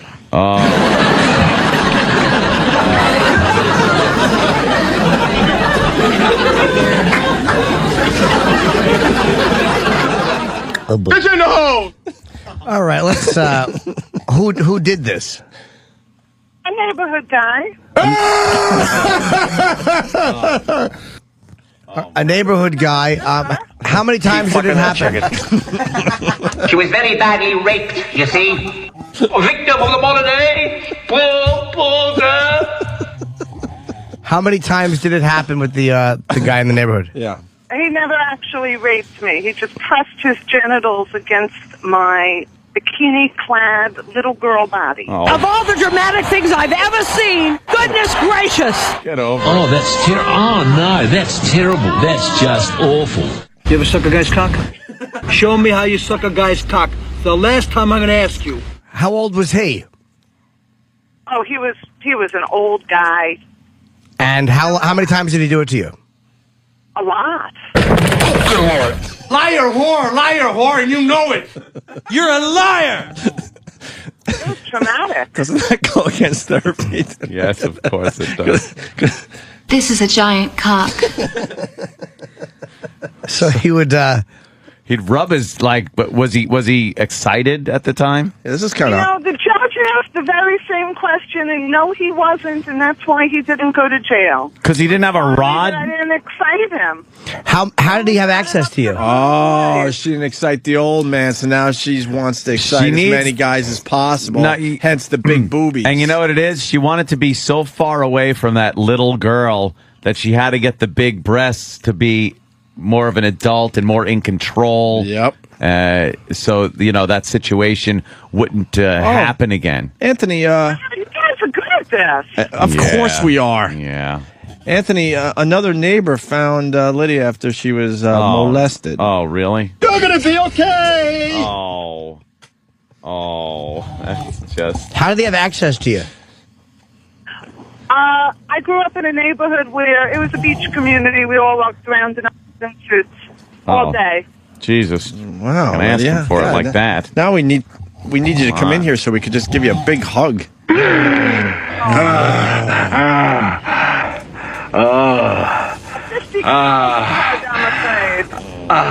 You will be molested. Jesus. I'm afraid it might be a 50 caliber hug. Yeah, you need a big hug, huh? Yeah, we'll give you a hug. Yeah, that's terrible. How long did it go on for with this guy? I guess a year or two before I told anyone, and then it turned out that it happened to many, many kids in the community. Wait. So he was just rubbing his genitals up against you? Yes. But he didn't get hard, and he didn't... Never took it out?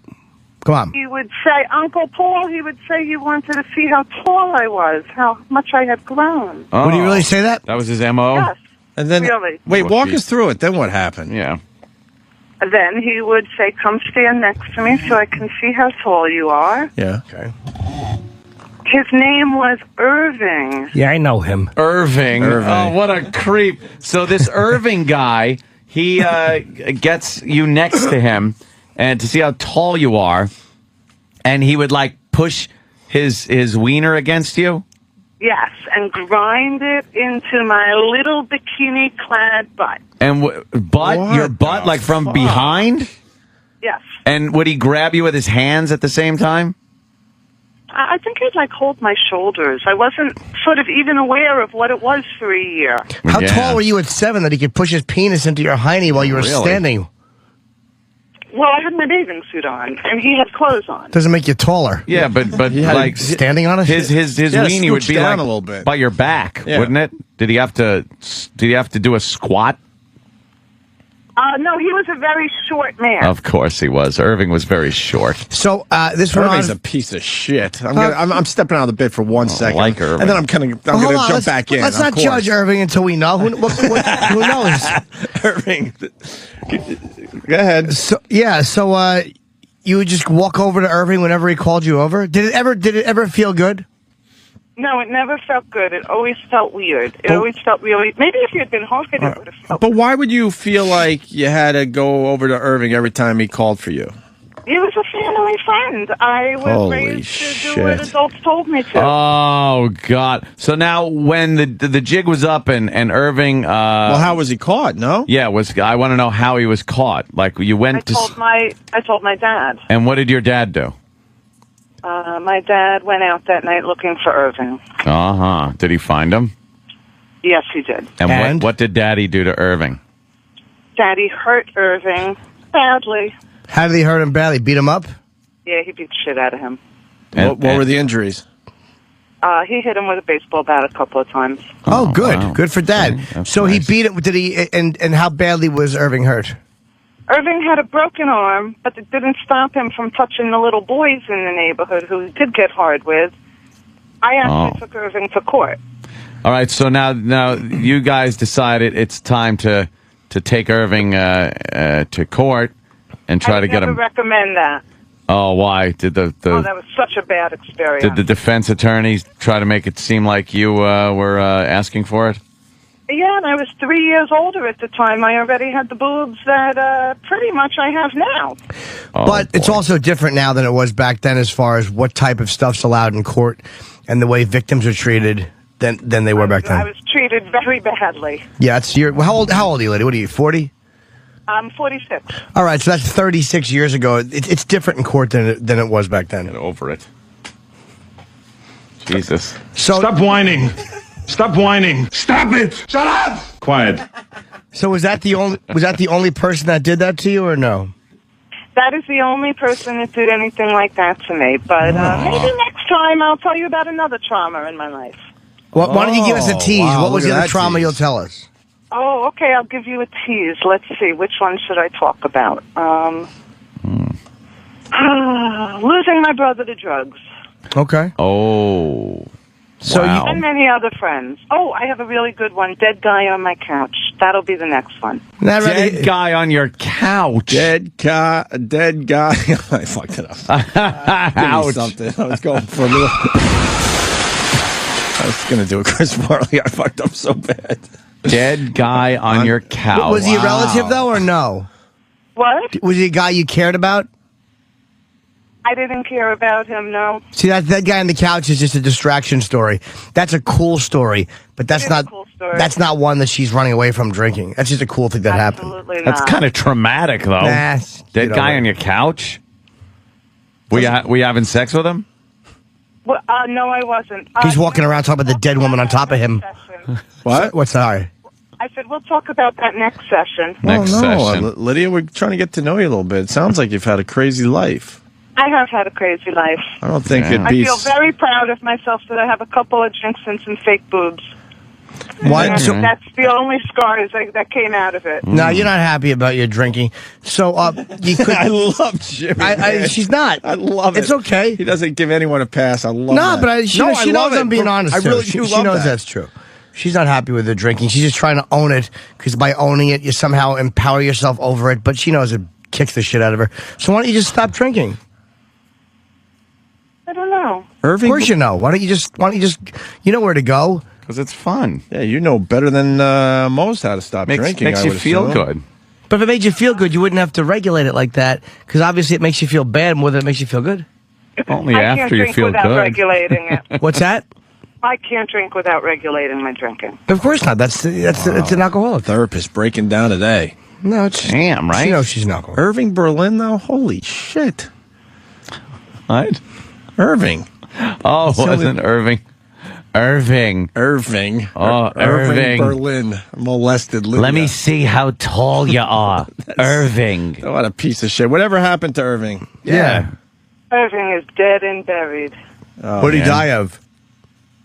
I don't know, but I'm glad he's gone. Do you piss on his grave? Do you know where his grave would is? if I could. Just go I and would if I could. squat on it and just piss on his grave. He'd probably like it, though. He'd be down there. Just think Irving's jaw has dropped.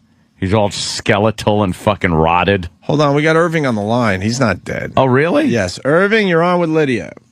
Hi, Lydia. Do you want to have some drinks with me again? Holy shit. Damn. Irving, is that you?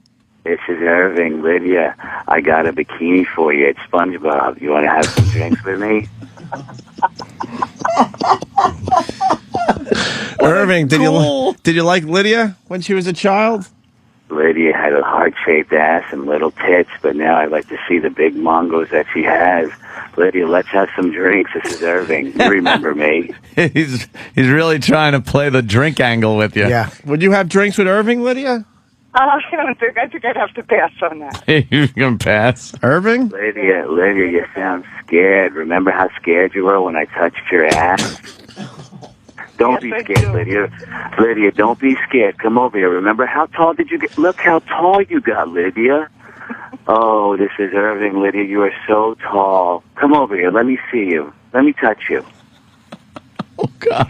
He's going to send her into fucking flashbacks. Turning me on. Yeah, it's pretty hot. Lydia, comment? Yeah. No comment. I have no comment. All right. Lydia, don't be scared, Lydia. It's okay. Remember, don't tell Daddy that Louisville slugger still hurts. Don't tell Daddy. Did he tell you not to tell, like, Daddy and Mommy and stuff? Well, that's No, Irving. I don't think he said any of that. Irving, No. you didn't say any of that? He was a really bad molester. Lydia, that rules. Some people are good at it. He was horrid. Fucking Lydia. I think I like Lydia now. Hey, All right. Well, listen, I'm going to get out. wait, Lydia, I got a question. If you could say something to Irving, what would you say to Irving? For real. For real? Yeah. I would say thanks a lot for fucking doing that to a little girl. How mean and nasty can you be? Why would you thank him? That wasn't very nice. She gives him a thank you. You're welcome. I didn't hear the Send him a Hallmark card. Guy's got good timing. He just goes, "You're welcome." All right, Irving, we gotta let you go. All right, you're freaking out, Lydia. Yeah. Lydia, I'll be watching you, Lydia. Fuck, Lydia. What the fuck? Oh, Lydia. Hey, one more question because I know you got to go. Did you work with a midget? Yeah, it's Lafayette, yes. Holy shit! Hold on a minute. Virginia. I don't think this is the midget, but Jack in Massapequa. How did you know that Lydia worked with a midget?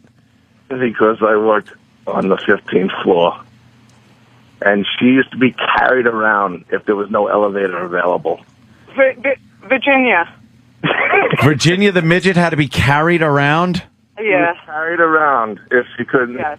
There was a double door, like a Dutch door, and she would stand there and ask us something, and I would slam the door in her face, and all you would hear was, Jack, did you ever rub your genitals on Virginia? If I could, I would have. So you worked with a midget, Lydia? Yes, I did. Was she nice? She was okay. Yeah. Yeah. She was okay. That whole office was awful. Seems so. Office? My office? The Lafayette office? Oh, my God. What a tough Line of duty desk office? Unbelievable. Lydia's got some stories. I know. there. She got a history. All right, Jack.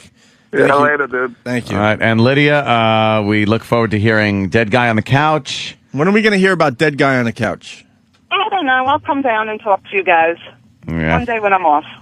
Wow, fuck. All right. Who saw this coming today, huh? It's nice to, you get to know people like this. Anyhow, have a great week, guys. It was lovely chatting. Oh, my God. You sound Absolutely. depressed. Don't go away depressed. You all right? Yeah, why you... I gotta go. Oh, she's depressed because it's Monday. She's got 4 days to go. Yeah. Oh, shit. You know, I'd so much rather talk about Anthony's problems than my own history. Yeah, that's okay. I've sorted through Well, mine. now I understand why you're a therapist. I always wondered about you therapist people. I always thought that you had something going on in your own lives, and this is the way you're taking care of yourself by helping others. You think that somehow if you can get Anthony to stop shooting, you'll never ever wake up again with the screaming of Irving. Yes. Lydia, I'm watching you. Wow. Fucking Irving rules. Irving. Jesus. Can't make that stuff up. No, you certainly can't. No, that fucking sucks, man. That shit drives me nuts. Well, sometimes it's legitimate. You want to see how tall somebody got. Yeah, maybe he really just wanted to check. What a piece of shit Irving is. Oh, you tease in that little bathing suit. Exactly. Running Jiggling around. around. Hey, why didn't your Little dad? wine. Why didn't your dad keep going and just kill the fucking guy? I don't know. I wish he had.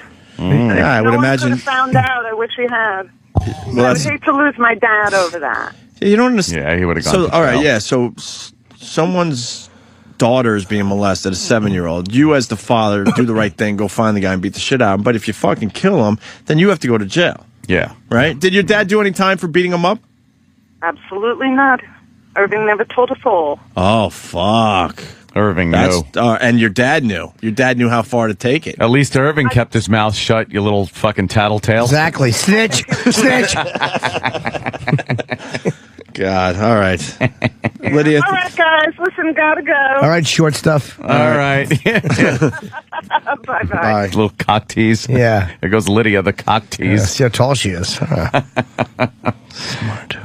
want to take one of these. Wow. Chris on Long Island, and then we'll move on. Chris. Hey there, Chris. Hey, Opie. Hey, Opie, Jimmy. Hey, faggot. Hi. My faggot. Did you see Irving beating Virginia? Let me see if you've grown again. No, not again this year. What happened, Chris? What? Virginia's a midget. Oh, you midget. Your phone fucked Your phone up. crapped out, dude. Right in the punchline. Oh, sorry. I used to hate listening to Lydia, but No, what did you say? I'm not doing it, Jimmy. That's even funnier than doing it. No, Chris, really fast, I was taking Chris just to get this out there for everybody. Normally, I can't stand Lydia, but now I'm totally fascinated by her. Yeah. And I'm in your fucking boat, Chris. Yeah, she's so damaged. And can you make this a weekly event? Maybe once a week in here, tell another fucking story. Yeah, she'll I come know. back when she's ready to tell another story. Therapist therapy. Yeah, That's next it. Monday. We finally broke her down, though, because I'm like, why is she calling, like, looking Yeah. at our lives? Something's going on with her life. Nice and in-depth. She really tries to get into our lives and our little problems and foibles. But, boy, she's got some foibles. She had 2 balls on her fucking ass. Yep. Are there pictures of her tits anywhere? Yeah, I got to find the picture. Yeah, they're I'll, nice. I'll tweet it this morning. I got to find it. Or maybe I'll shoot it off the computer screen and just do it that way. It'll be good enough. Just don't give it to Steve to put it up. It'll take a week. Steve who? Wow. All right. Thank you, Chris. My video camera's broken. Dude, someone is saying we got to get Lydia hypnosis treatment. Oh, wow. Would she go for that? Take her right back to the situation there and would she go the for that, you event in think? her life. I don't know. She's got a career, man. We can, you know. She'd be willing to. Look at this piece of shit dad, by the way. I know it's. I know. What a I know jerk off. I know the guy it's who visual. snatched the fucking. Met game. I don't know who the player was. Look at the little kid. Like, Oh, what happened? my God, you fucking the only dick. He sort of saved face because he gave it to his own kid. But one of the players was just doing a little toss, a light toss to a kid who has his baseball mitt. It can't be more He's than wearing a Mets jersey. He's little Mets 6 or hat. 7 years old. Yeah. He's ready to catch the ball from one of his heroes, and the dad reaches over from the other side and grabs it at the last second. The kid's left looking at his glove like, "What the fuck It's like, happened?" wait a minute, that was mine. And then everyone started. What a cock! Everyone started booing the father, but then the father handed it to his own son. Which Yeah, but who cares? Yeah, Your own little fucker didn't. He wasn't even near the ball. We got that video. I'll tweet that shit today too. If we can find it. Did they give the little kid a I don't baseball? know. Right? I know the answer. It's all over the fucking news now. How Yeah. embarrassed that asshole guy must be. He leaned so far over to like this big fat. He had to fuck. have known that he was taking it away from another kid. Oh, what an asshole! Do you think he knew it? Or are you looking He at had to look at it again. Maybe. Because it wasn't like it was a foul ball into the stands. I mean, it was very calculated. The player runs over. And he wanted to throw it to the little kid, not the fat man. So what happened? Did the guy get the kid who was The other kid got a ball eventually. Everyone realized, holy shit, what the fuck's going on out there? Scumbag. And they got him another ball. The poor little kid had the glove on and the Mets jersey, and he's looking like, hey, that was mine. Being a father, I don't even know. I will punch someone in the face. I already know it. Yeah, we take a baseball bat to fuck. Irving. No, dude, that would be Irving. that would be the end of someone's life. There's no fucking way.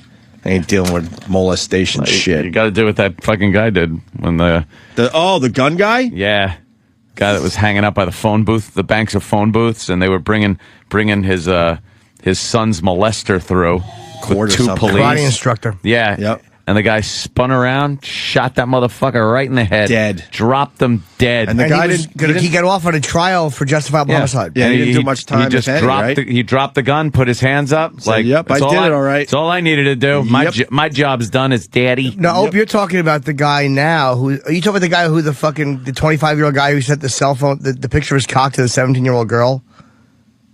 Oh, that's a new one. Yeah. Yeah, and the I'm father lost. got the guy over and fucking tied him up and hit him with a stun gun. Yeah, he's hitting him with a fucking Where was this story stun out gun. of? It's here. We have it. Yeah. Oh, cool. Yeah, the father, it's in California. He's angry because a 23-year-old guy sent his daughter a picture of his cock. That's not a big enough age difference to justify this. If the guy was like 25 and the girl was 25, 17? like 23, 17. 23, 17? That's not that bad. Not that bad. I would have to agree with you. That's I not would that have bad. to agree Where with does you. it get bad? Well, again, 17 is legal. No, I need to know when it gets bad. Let me see. 46.9, Long Island. So, and the guy was trying to cover up. He said it was a joke. It wasn't. You never sent a cock photo and go tee. It's a little joke. Yeah, a little joke. So the guy called the guy and he goes, "Come over here." The father calls the guy. He goes, "Come over here. I want to talk to you about the photo." So the guy goes to the father's house. I guess he figures he'll get out of trouble this way. Yeah. And the father has a shotgun, and he makes the guy strip down to his boxers, and he ties him with those little ties they use instead of handcuffs, and he stun guns him and then calls the cops. But he didn't kill him. Is the guy in trouble? Step Yeah. aside, Bush. Sure, kidnapping. I mean, he shocked him. I think if it was a kid, you'd have a lot better you argument. know what? Like You're if right. that was a little kid, Yeah. and this fucking guy was a pedophile. But to me, this guy's not a pedophile. He's just a guy being a guy. Showing cock pictures. He's 23. What state was this? California. Yeah, I think 17's fine. Although sending pornography might be a problem. That's a picture of his dick. Yeah. But to me, that's not a fucking child. To the father it is, but to a 23-year-old, sorry, your 17-year-old's a great load receptacle. Fair game. Yeah. But the father's very overprotective. Too fucking bad. Stop trying to keep it for yourself, greedy. Yeah, I think you're right. Yeah, he really fucked him up, though. It's good. Yeah. Fucking taser. By the way, stun gun him. we should mention we got Penn Jillette coming in at 9 o'clock. He's a great guest. What is he promoting? Just everything, right? New season of bullshit. Oh, nice. I think I'm doing Red Eye with him tonight. Oh, very cool. Yeah, that's cool. Absolutely. So 9 o'clock for Penn Jillette. We're very excited to have him in today. Yes. Want a break? Yeah, might not. Might well. Might not. Yeah, let's do that. Why not?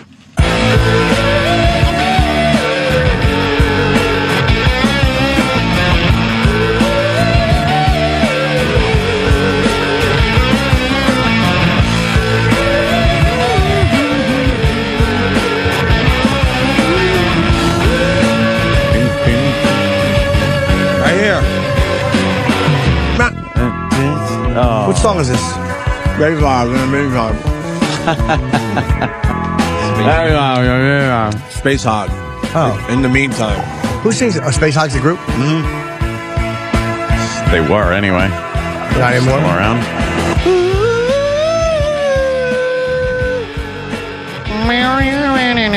Yep. Speaking of music, Jimmy was talking Lady Gaga with Sam Roberts. Christina Aguilera has been accused of ripping her off. What? Yeah, it's embarrassing.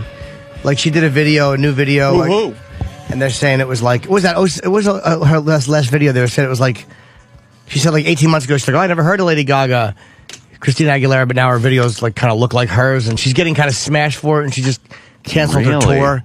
I guarantee you she canceled the tour so she could fix all the Lady Gaga stuff that she knows she'd get killed for. She's got to go Gaga-less. She's got to pull the Gaga. The Post yesterday had an article where they were showing, they showed 6 photos, and like, can you tell who is who? Like, they were showing how much she's copying her. All the similarities. Oh, it's embarrassing, man. Oh, it's really fucking embarrassing. Yeah. So that stupid Lady Gaga's catchy, huh? Yeah, she is. And you do the Gaga. I'm not really doing the Gaga. I know Jimmy is into the Gaga, which is surprising. She's good. Because Jimmy is very not new stuff. Yeah. Yeah. Jimmy doesn't like new stuff. I'm Metal McGillicuddy. Yes. That's what I like. But he likes the Gaga. Yeah. How many hits is one broad going to have off one album? Well, this album was re-released as a double album. So technically it's all the same album. She added 8 tracks to it. But she had Just Dance, Poker Face. These are all number ones, right? Every song is number 1. So Just Dance, Poker Face. The Disco Stick song. Oh, I forgot about that one.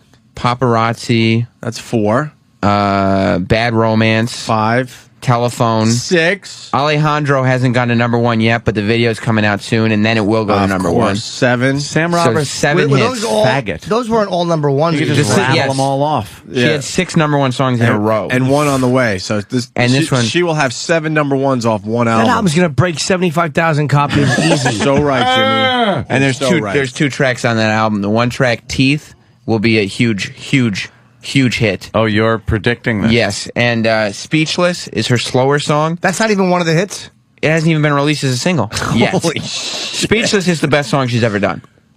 What? Can we hear these songs before they... Speechless is out? Before they're played a million times on the radio? Do we have Speechless? We have to have it. Or I want to hear the best song ever. This is it. Ever made. This is the best Gaga song she's ever done. Why? It has everything.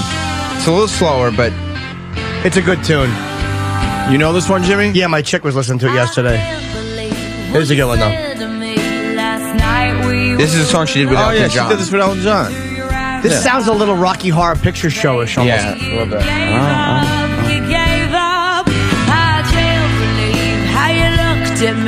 I've heard this. This isn't on the radio yet? No. Huh. But if she releases this as a single, game's over. Edgar and my girlfriend had an issue over this song yesterday. Oh, no. Really? Because of the Johnny Walker line, Edgar didn't like it that it promotes drinking.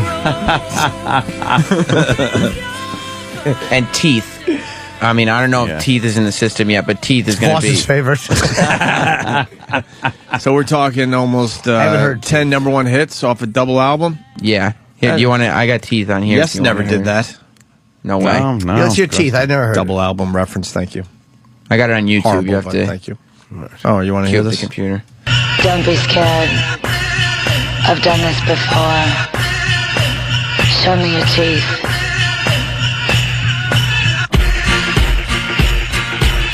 Show me your teeth. Another hit. She's saving this one. You can tell it's another hit. This is the one she's saving to just throw at everybody. Don't want no money. Shit's ugly. Just want your sex. Is Madonna just hiding at this point in a cave somewhere with unbelievable with Osama bin Laden? She shouldn't walk outside. Aguilera's the one who should shoot herself. Yeah. Madonna's at least Madonna. She's not expected to do this at 50 or 52. It's Madonna stuff, though. Yeah, but Right? she's looked at as the next Madonna, not like taking Madonna's place so much. No, as she's the got predecessor. talent. This Gaga's gonna be around for a while. But yeah, Christina Aguilera is the one whose career is dead in the water Especially since Britney Spears is not doing anything, and that was always the number one to her. Well, Lady Gaga's making Britney Spears look stupid too. I just hate the name Lady Gaga. I really do. You don't like the I Gaga? feel silly saying it. I've been telling you guys, you just have to embrace it. No. This is a fucking toe tapper. It's in. Goddamn bass line is pretty cool. It's gonna go in. This song's gonna be insane. Everybody gonna dance tonight. Everybody gonna dance tonight. Everybody gonna feel alright. Everybody gonna dance tonight. Except my ex-wife, who got to step in a manhole and fall down.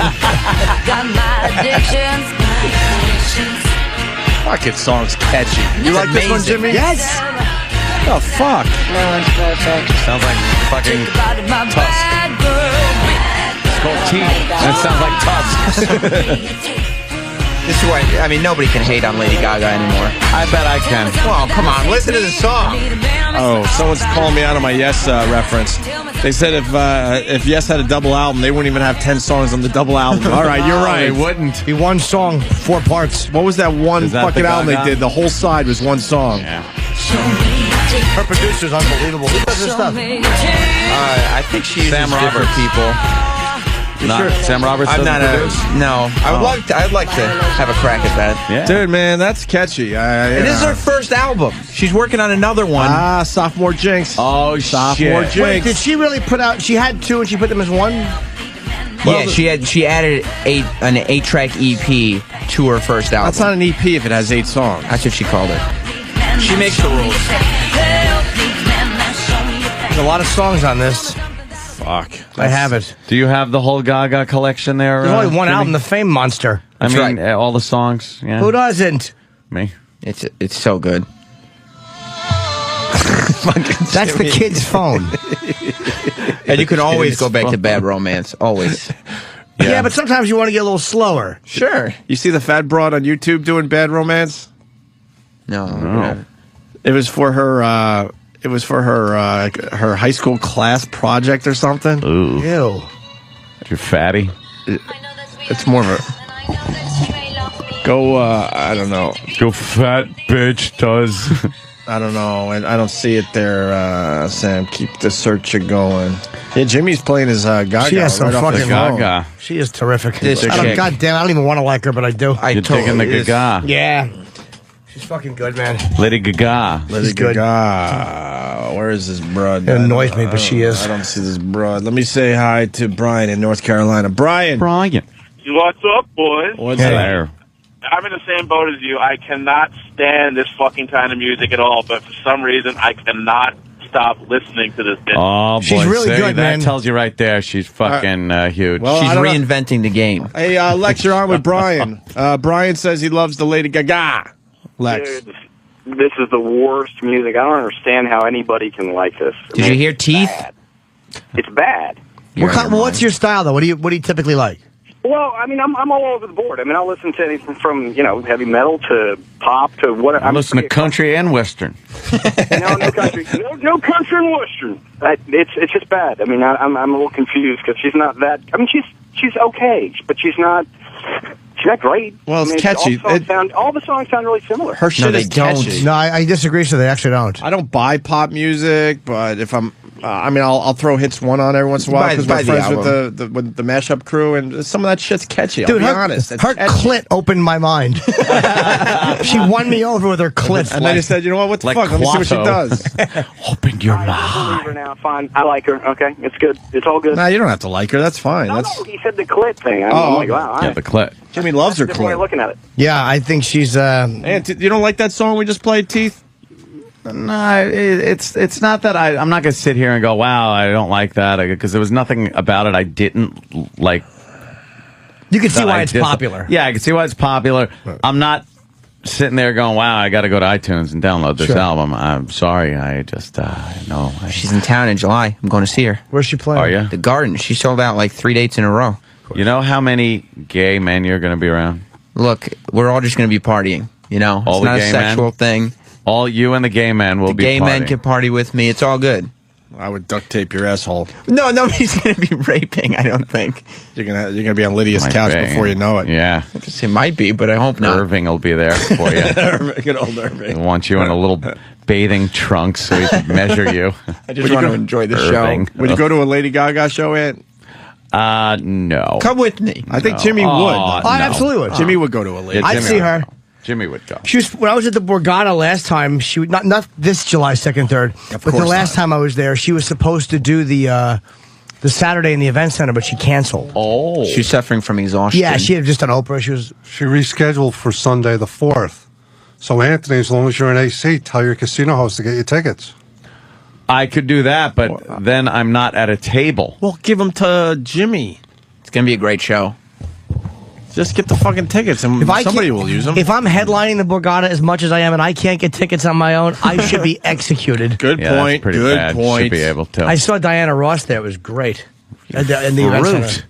Why? She was good. Yeah, but how many? I hear a symphony. Wow. You've never seen happier gay men than that fucking. Honestly. Yeah. I actually tried videotaping. Me and my girlfriend at the time were in such a fight we couldn't even look at each other. But that fucking, I've never seen happier. Oh, just cum and amyl nitrate. They were happier than the fruits on the back of the Fruit of the Loom. They were happier than the apple. What's your favorite Diana Ross song? Fuck, man. I love Symphony. I love Set Me Free. There's so many good ones, man. Yeah. Come on. Who Jimmy goes, come on. Who doesn't like this? Me. Come on, Diana Ross. She ain't bad for a colored broad. That's how they talk back then. This is good. Fucking Love Child's a great one. Great Diana Ross song. You have to love Diana Ross. She's Motown royalty. Phenomenal. This bitch could belt out a tune.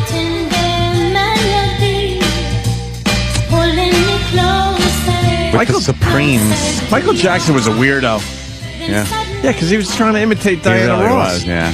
Yeah. They were kind of put I can't together. even listen to Diana Ross anymore because I think Michael Jackson imitating Diana Ross. She didn't really even discover them. I think that Motown threw them together so it would look like they were the big find from her. That's Berry Gordy, I think. Yes, it was. Smart. What next? Are we going to go into a fucking complete fag out? Okay, if you want. Could you get what in the butt? Yeah. Yeah. Didn't fucking Bob Kelly do that for us? You got that version? Yeah. How about Barbara Streisand? There were a lot of gay guys when I went to see Britney Spears. Yeah. Yeah. Really? Yeah. Why would you go see Britney Spears? That one was a little more for Jess than for me, but I enjoy some of her songs. Lip sync. What do you enjoy? Completely lip syncing. Yeah, what do you enjoy by Britney Spears? She's got. We all enjoyed her because she was really hot before she started having kids and went crazy. I'm a Slave for You is a good song. Oh, Toxic. That's my song. That's the one. Toxic right. is a really good song. Don't play it, Travis. Toxic was the big one. Could you play Robert Kelly doing what in the butt? I'm amazed he knew all the words. He sang right along with the fucking song. I'm not. He was molested growing up. I said what in the butt. I said what in the butt. That's you Bob want to do Kelly. to my butt in my butt. You want to do it in my butt, in my butt. You want to do it in my butt, in my butt. Let's do it in my butt. Okay. You know this song? Yeah, I love this song. Of course you do. He's playing it out of his iPod. Actually, you want to do it in my butt, in my butt. You want to do it in my butt, in my butt. You want to do it in my butt, in my butt. Do it in my butt. Okay. How does he know how to sing along to that? He knew all the words. Oh boy, this guy's gonna piss off Jimmy big fucking time. Nick in Georgia. Shit. Nick. Hey. Hello. Yes, Nick. Yeah, fuck Lady Gaga. Hey, mind me. All right. I hate her. No, it's not your thing. No, but he was It's not saying limey. that she has thick ankles and She's not a good limey. looking and all that stuff. And Jimmy finds her attractive. I think she's sexy. I could see why somebody wouldn't like her, though. Like, I could see why someone would think she's average or whatever. But I like her clit, dude. Like, if it wasn't for her clit, I wouldn't care if her fucking head was lost in a turbine accident.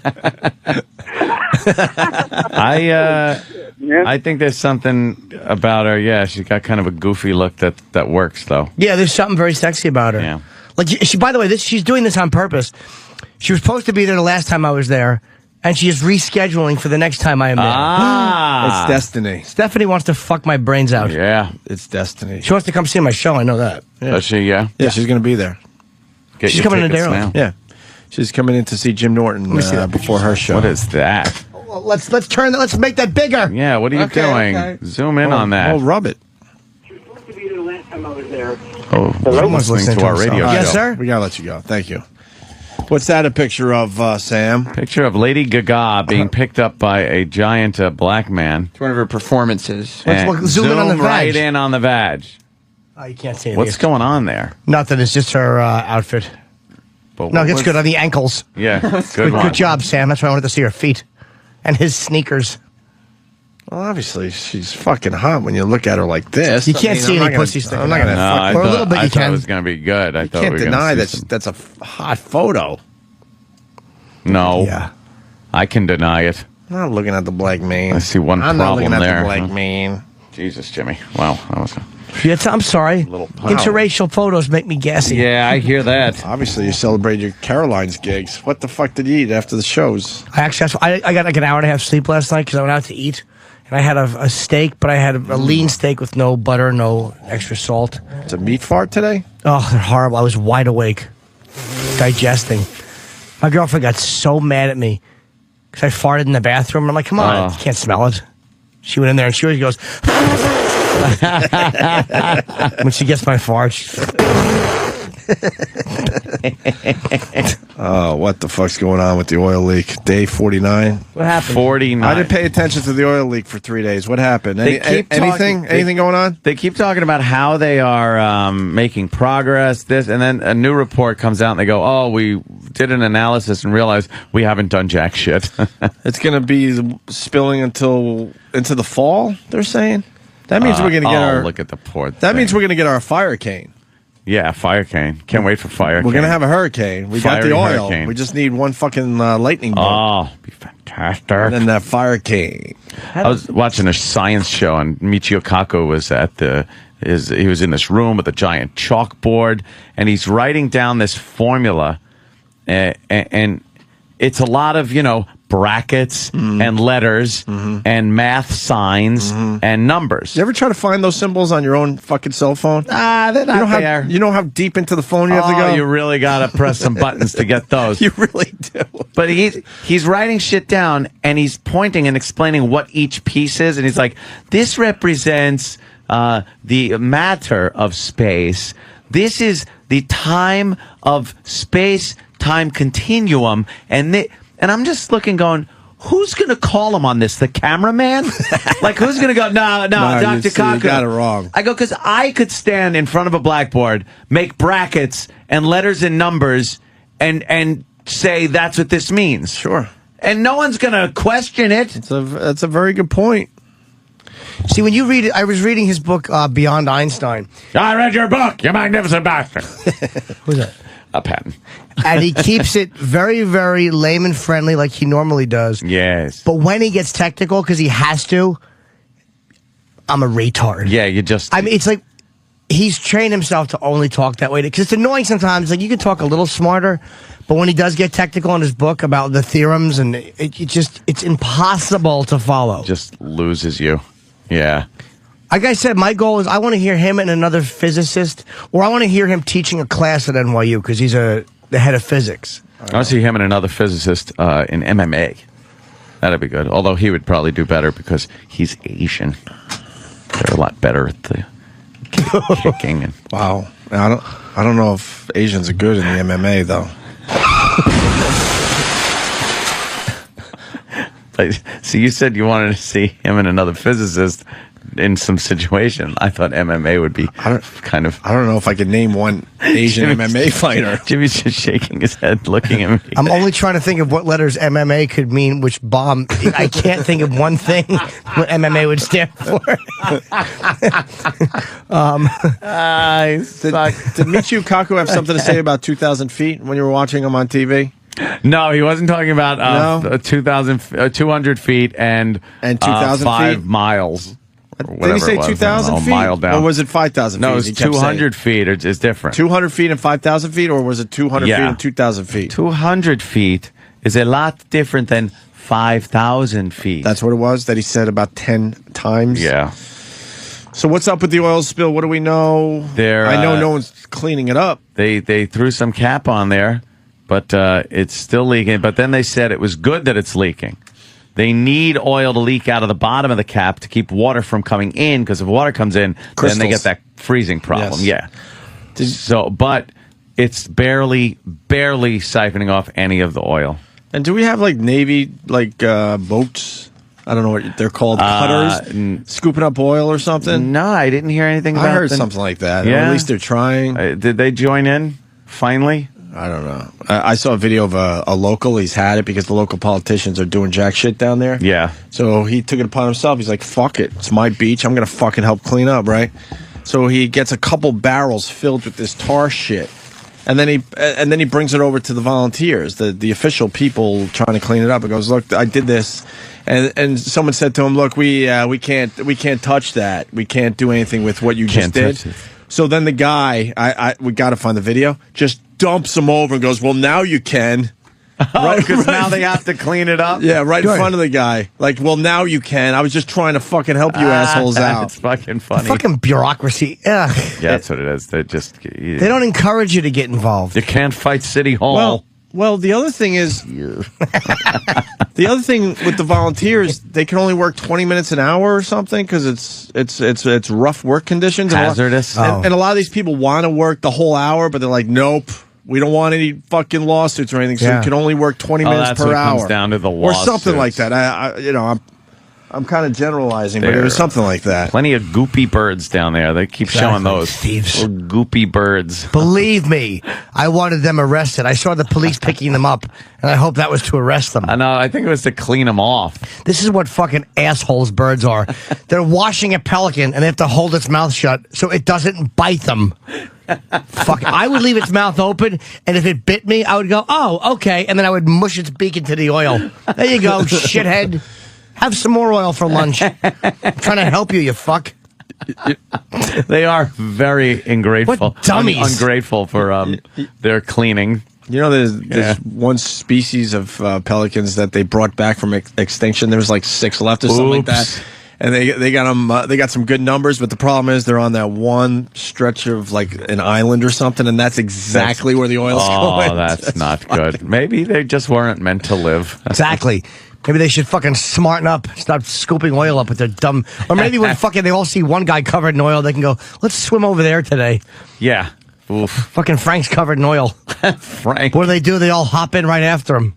Oh, good. He's got oil on him. We'll get fish. Fucking cunts. I like to kick a pelican right in its stomach. Did you hear about James Cameron? So bad. We talked about James Cameron, but did you hear that he goes, you guys could borrow my fleet of submarines? Did anyone else pick up on that? That fucking James Cameron doesn't have one submarine, and he goes, his fleet. You could borrow my fleet of submarines. Yeah. How fucking cool would it be to have a submarine? And he has those submarines that go down to the Titanic, so Right. they could go down pretty fucking deep. Would you ever go on a submarine? No. I'd be scared it would They're get stuck or fall. frightening. I know. I think I would be scared. Unless it was a rope attached to it or a fucking line. Then Very scary. I would go in like a naval sub, one of those, big fucking nuclear subs. That'd be cool. But like one of these submersibles. How big are the nuke subs? Huge. Like, what's huge, though? I don't know. Half a football field? Not bigger than that. Bigger than a... Oh, yeah. There are some that are just like giant now. As big as well, not probably as big as a football field. Half a football field, like 50 yards all long. underwater like Let's that. see, 300 feet. 300 That's feet would be a football field. Yeah, that would be a football field. There's some giant ones. They don't even have to come up for air anymore. They could just fucking stay under for a long time.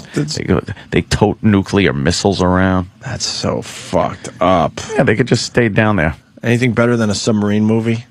Where the sub is fucking... Blowjob. It's good. Where the sub is stuck somewhere and the fucking guys are just trying to figure it all out.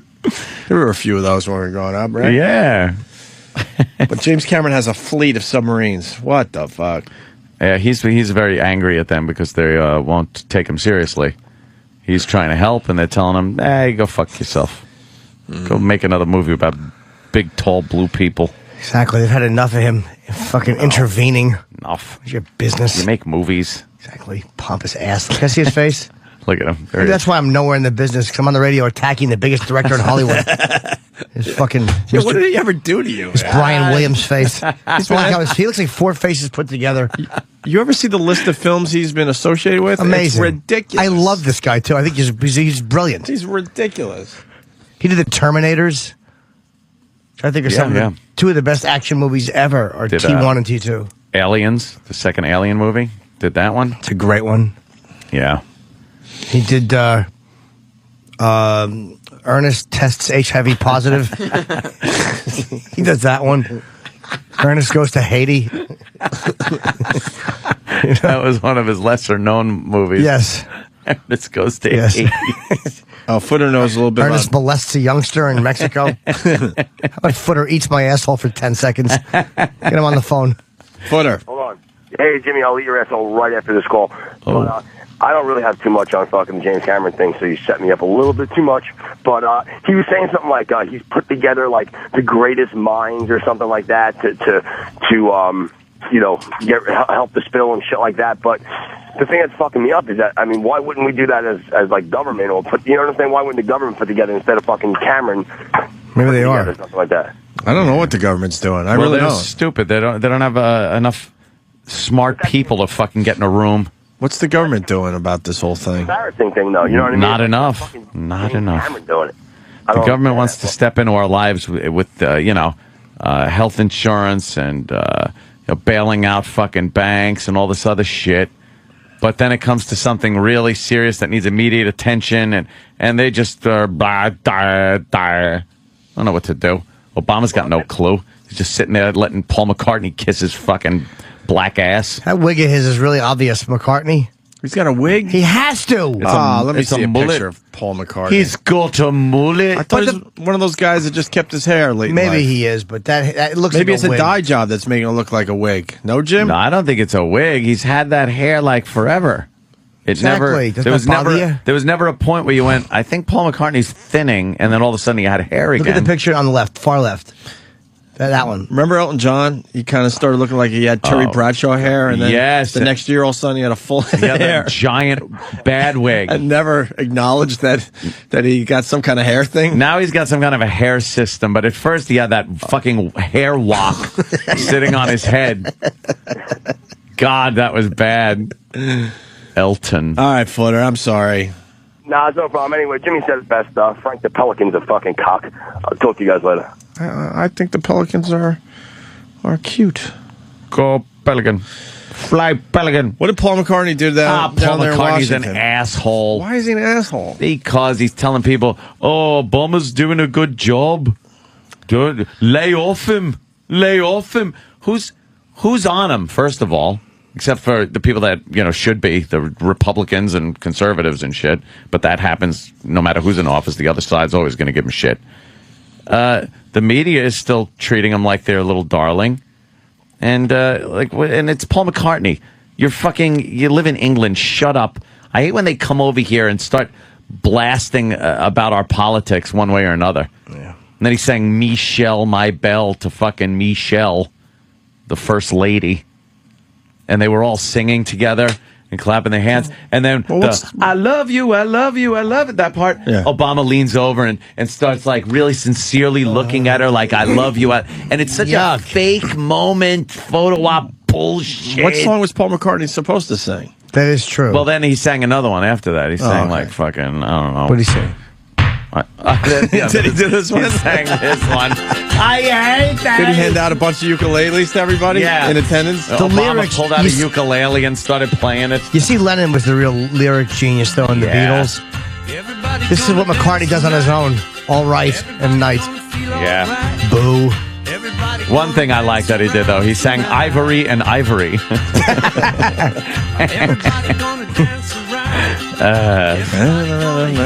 Oh, fucking boy, is she in trouble. Oh, Helen Thomas. Yeah. What a hag. She looks like fucking Grandpa from the Munsters. Hey, Hyman, I don't like the Jews, Hyman. Calm down, Grandpa. You're going to get us in trouble. The Jews caused the problems, Hyman. She does look like Grandpa. What happened? What did she do? She said that the Jews should get out of Israel. Yeah. Was it on a podcast or something? Or I don't know where it was. It was very... It's on an ugly cast. But who cares? It's amazing people are so upset at her. Again, I don't even agree with her, but who gives a fuck? Let her say what she wants. She was dropped by her paper, of course. I think, and then her agents dropped her. Fucking those cunts. Really? Yeah. Probably made a lot of money for her agents. Why aren't they standing by her? You say something that people find objectionable, they just walk away. Like, what during the assholes? Get the hell out of Palestine and go back to Germany and Poland. That's what she said. Unless you think I was just blasting that out of my own brain. She was the one that got to ask the first question, right? She was famous for that for many presidents. Helen. Yes, question, Helen. It was many years she was there for since forever. She's a flaming liberal, and she admits this is the clip? And she was walking. This footage of her walking with Lyndon Johnson and JFK. It's like, she's fucking 89. Let her say what she wants. She's old school. That's her band. Oh, God. Why do we have to go with this song? Yeah, what is that? What do we... Any comments on Israel? We're asking everybody today. Any comments on Israel? Tell them to get the hell out of Palestine. Ooh. Any better comments? Helen is one. Remember, these people are occupied. And it's their land. It's not German, it's not Poland. So where should they go? What should they do? They go home. Where's the home? Poland. So the Jews, Germany. So the Jews go back to Poland and Germany. And America and everywhere else. 6 million Jews were killed at home in Germany and Poland, is what they put after that. Does Helen know that Jews have lived in Israel way before the Holocaust? How can Helen possibly report on blah, blah, blah, blah? It's on RabbiLive.com, so I think they're a little biased. Yeah, I also love how gutsy they are that they don't ask these questions to her. Yeah, they just add it in text later. Put it up later in text on their site. Even if you don't agree with her, I'm sick of people getting shit for their opinions. What a country of fucking hens. They should all go back to Palestine, Hyman. Grandpa, they won't.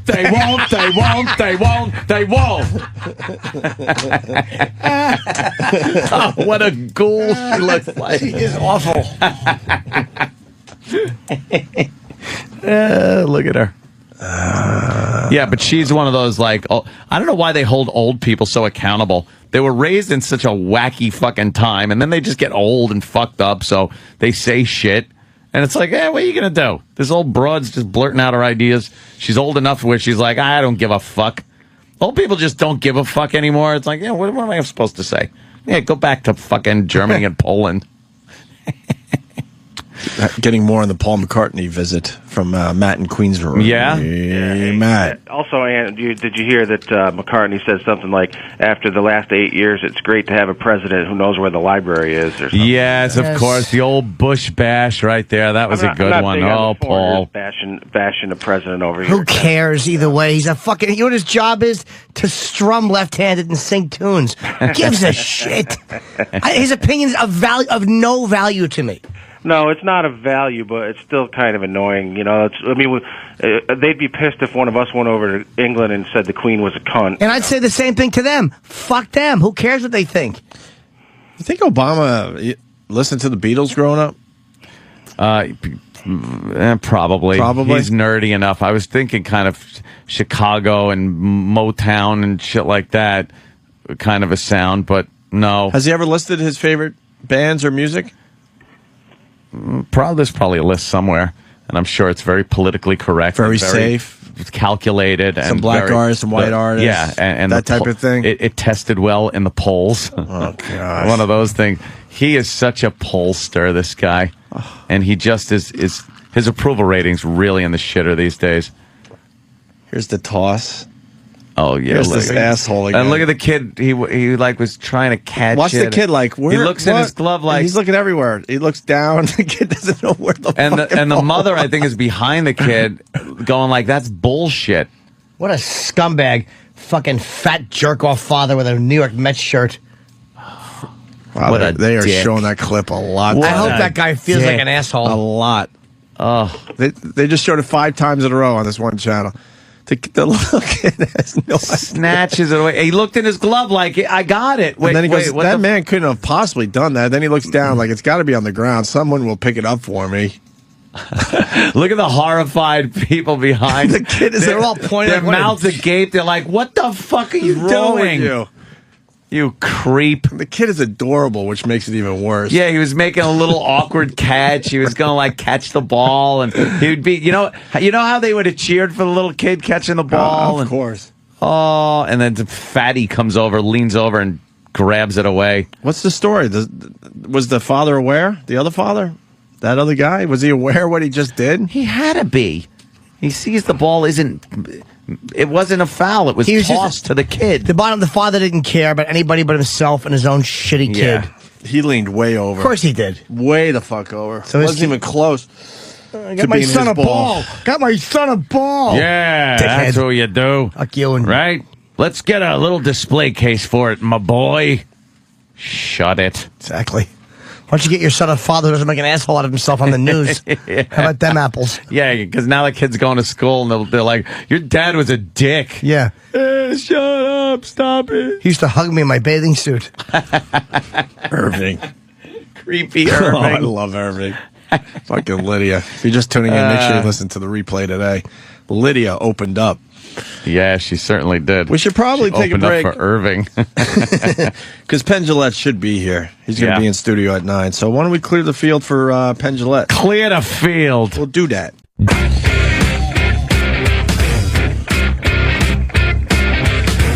We got Penn Jillette in the studio. One of my favorite guests on the show, but he only comes around like once a year, I think, at this point. I live in another city. He's a very busy man. I live in another city. Yeah, that's true. We love when you come by and say hi. Is there someone outside of the room we'll be talking to? No. Only for phone calls. Yeah, okay. A lot of phone calls coming in? Lines lighting up? No. I mean, if you want to go to the phones later, you don't care, right? No, I'm half asleep. Hate the callers. I'm a little more mellow. This is you half asleep, though. Yeah, it is. This is me half asleep. Wow. This is me dozing off. Wow. This is me dozing off. He's on 3, yeah. Yeah. On 3 right about now. I'm very psyched. I have a DVD in front of me. Bullshit. Yep. It's season 7, and season 8 starts 7. Thursday night. Now you know what? Wow. Did you think that when you first went on that this was gonna? Yeah. When we first pitched the show to Showtime, 1 week after 9/11, saying that we were going to be really, really skeptical and tear anyone who believed that anything could do asshole, I said, this is going to go forever. We're gonna have a good run. No, it was absolutely hopeless.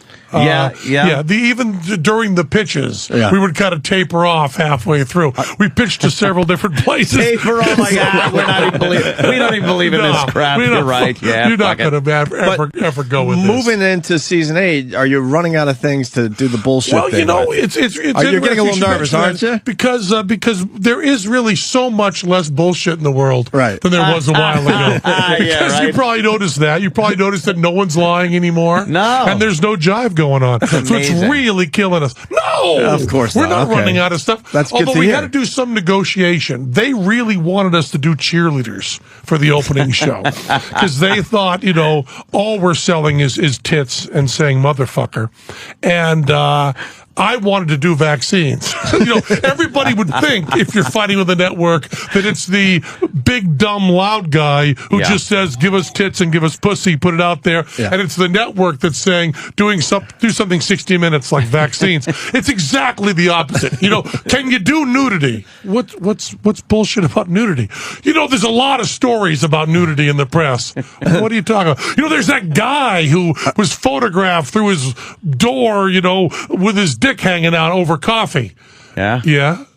Well, that'd be a great show. That's bullshit. That's bullshit. He should be able to have his dick out during coffee. Yeah, but I'd like to do vaccines because the anti-vaccines, people are dying of measles. There's, whooping cough is coming back, especially in the Southern California area. In England, but that's not sexy. Listen, I'll give you tits. Right. We'll give you a Playboy model answering Jenny McCarthy. We'll do the whole gag will be Jenny McCarthy is against vaccines. This is how big her tits are. We have a woman with bigger tits, but she's going to read the real results. So we ended up doing cheerleaders, and cheerleaders ended up being a good show. It surprised Now, me. what is the bullshit factor of cheerleaders? It's more interesting than you could possibly imagine. I don't doubt it. In 1973, 72, one of the two, feminists put a bill through to say that cheerleading would not be considered a sport in the United States public schools. That seems to be just nothing. Who cares? It brings more soccer and more so on. But what that means is the people who coach cheerleading in this country don't have to be certified with any sort of sports background, which means more children die cheerleading this country than all other sports put together. No. Are you shitting me? Paralyzed from the neck down. All sorts of stuff. Yeah, because they take the smallest girl in the class, throw her 20 feet in the air, and then talk about Twilight while she's up there. They lose interest. Bang! She comes back on her neck and she doesn't fucking walk again. Okay? And all of that comes out of these unintended consequences of, it's not a very feminist thing to do, so do this.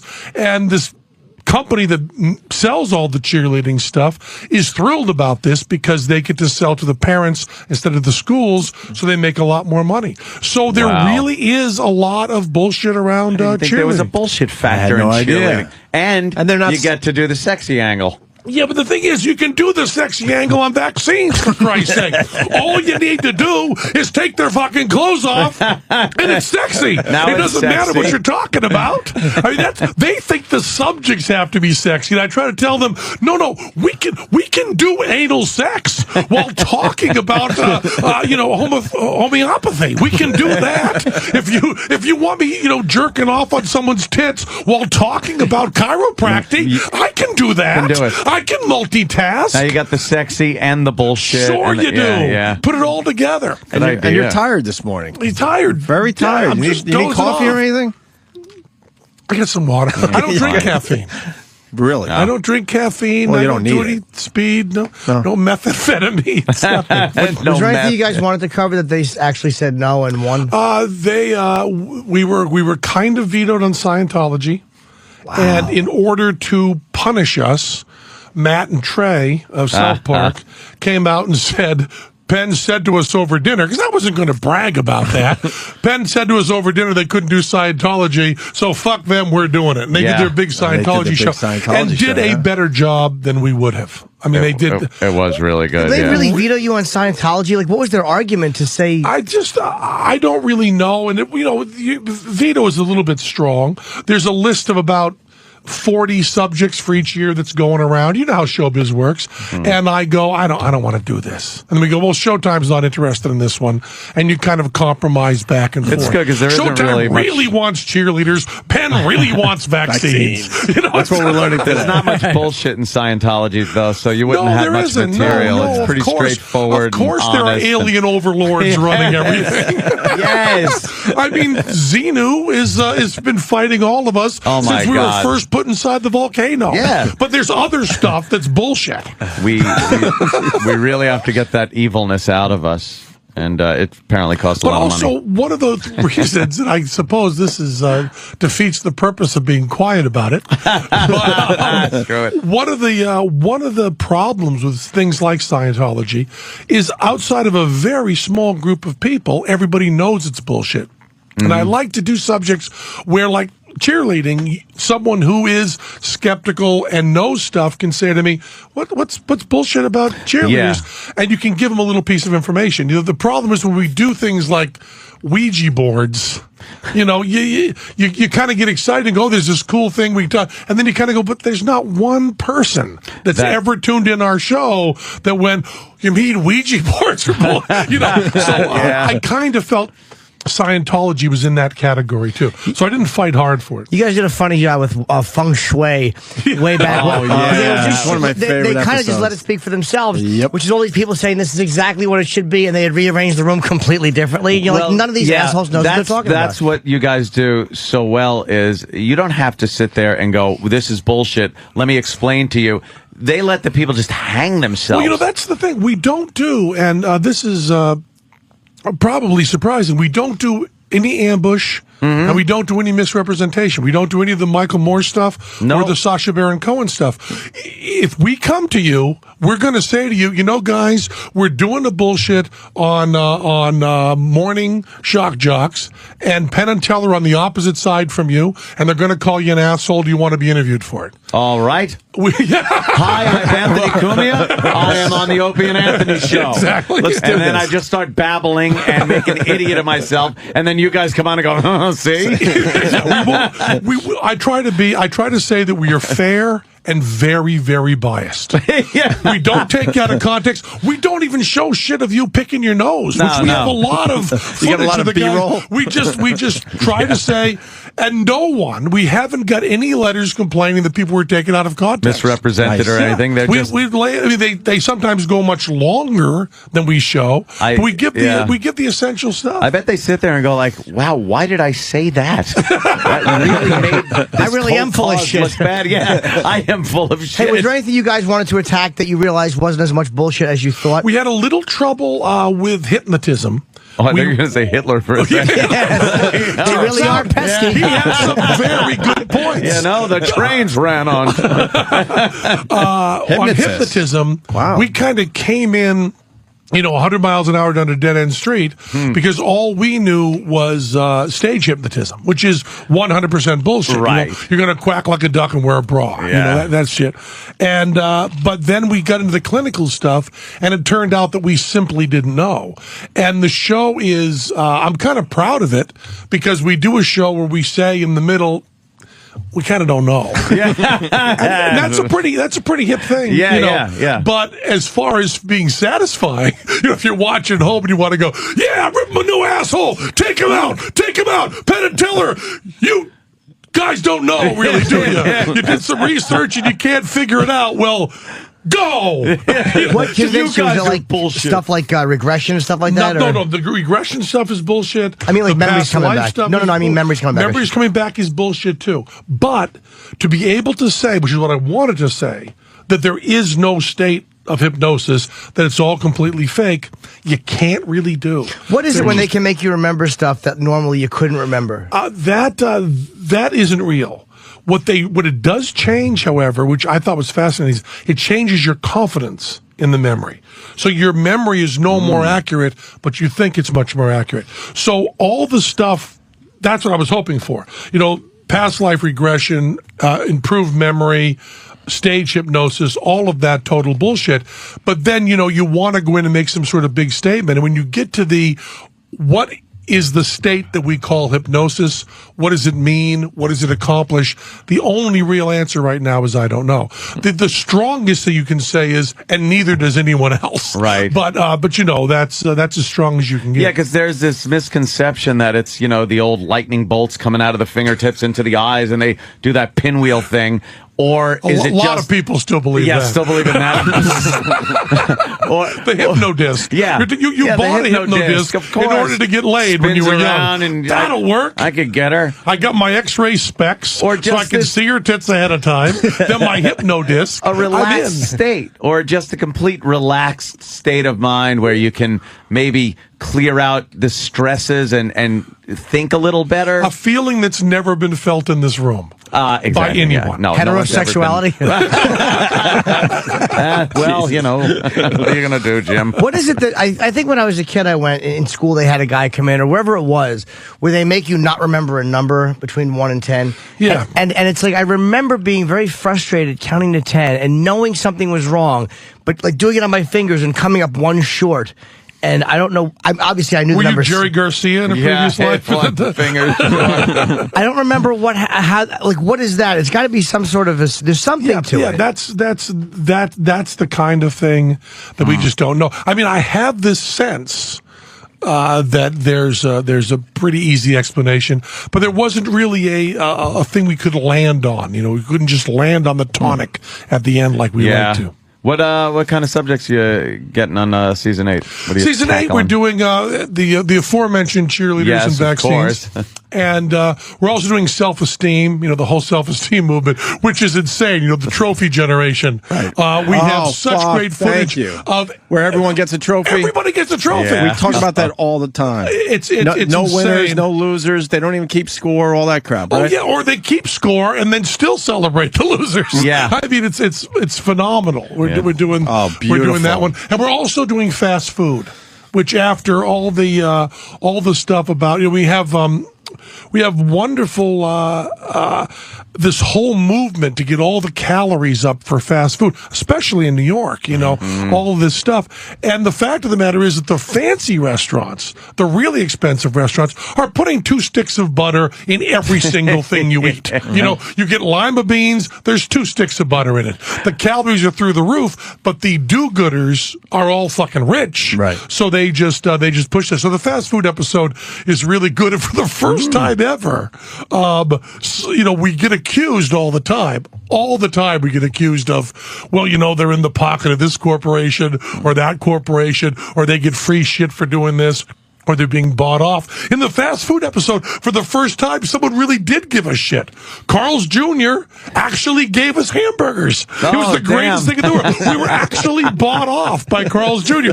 And the CEO of Carl's Jr. comes on the show. And we're saying to him, you're the CEO of a big company. Don't come on a show called Bullshit. Who are your fucking advisors? Yeah, really. We're trying to be helpful to them, You don't want to do this. Don't talk to us. I mean, here's my advice to anyone who's asked to do the show Bullshit. Don't. we're honest. We're good guys, but don't go on a show called Bullshit. But you will always get them on. It's just, they feel compelled. Is it more that they want to give their point of view, or they just want to be on TV? Well, there's 2 ways to look at that. One way is to think that they believe they're right, and the other way is to think. But the amazing thing is, they did this show on, I think, A&E or something that was on Nostradamus. 100% bullshit, Nostradamus. All the predictions. Yeah. And they were doing a pro-Nostradamus show. Just total pro right away. And they called us up to be the villains. We were going to be the guys that came on and said it was bad, and then they were going to come back and say, the A&E equivalent of shut up, asshole. Yeah. And go on and prove it. And we didn't hesitate to go on.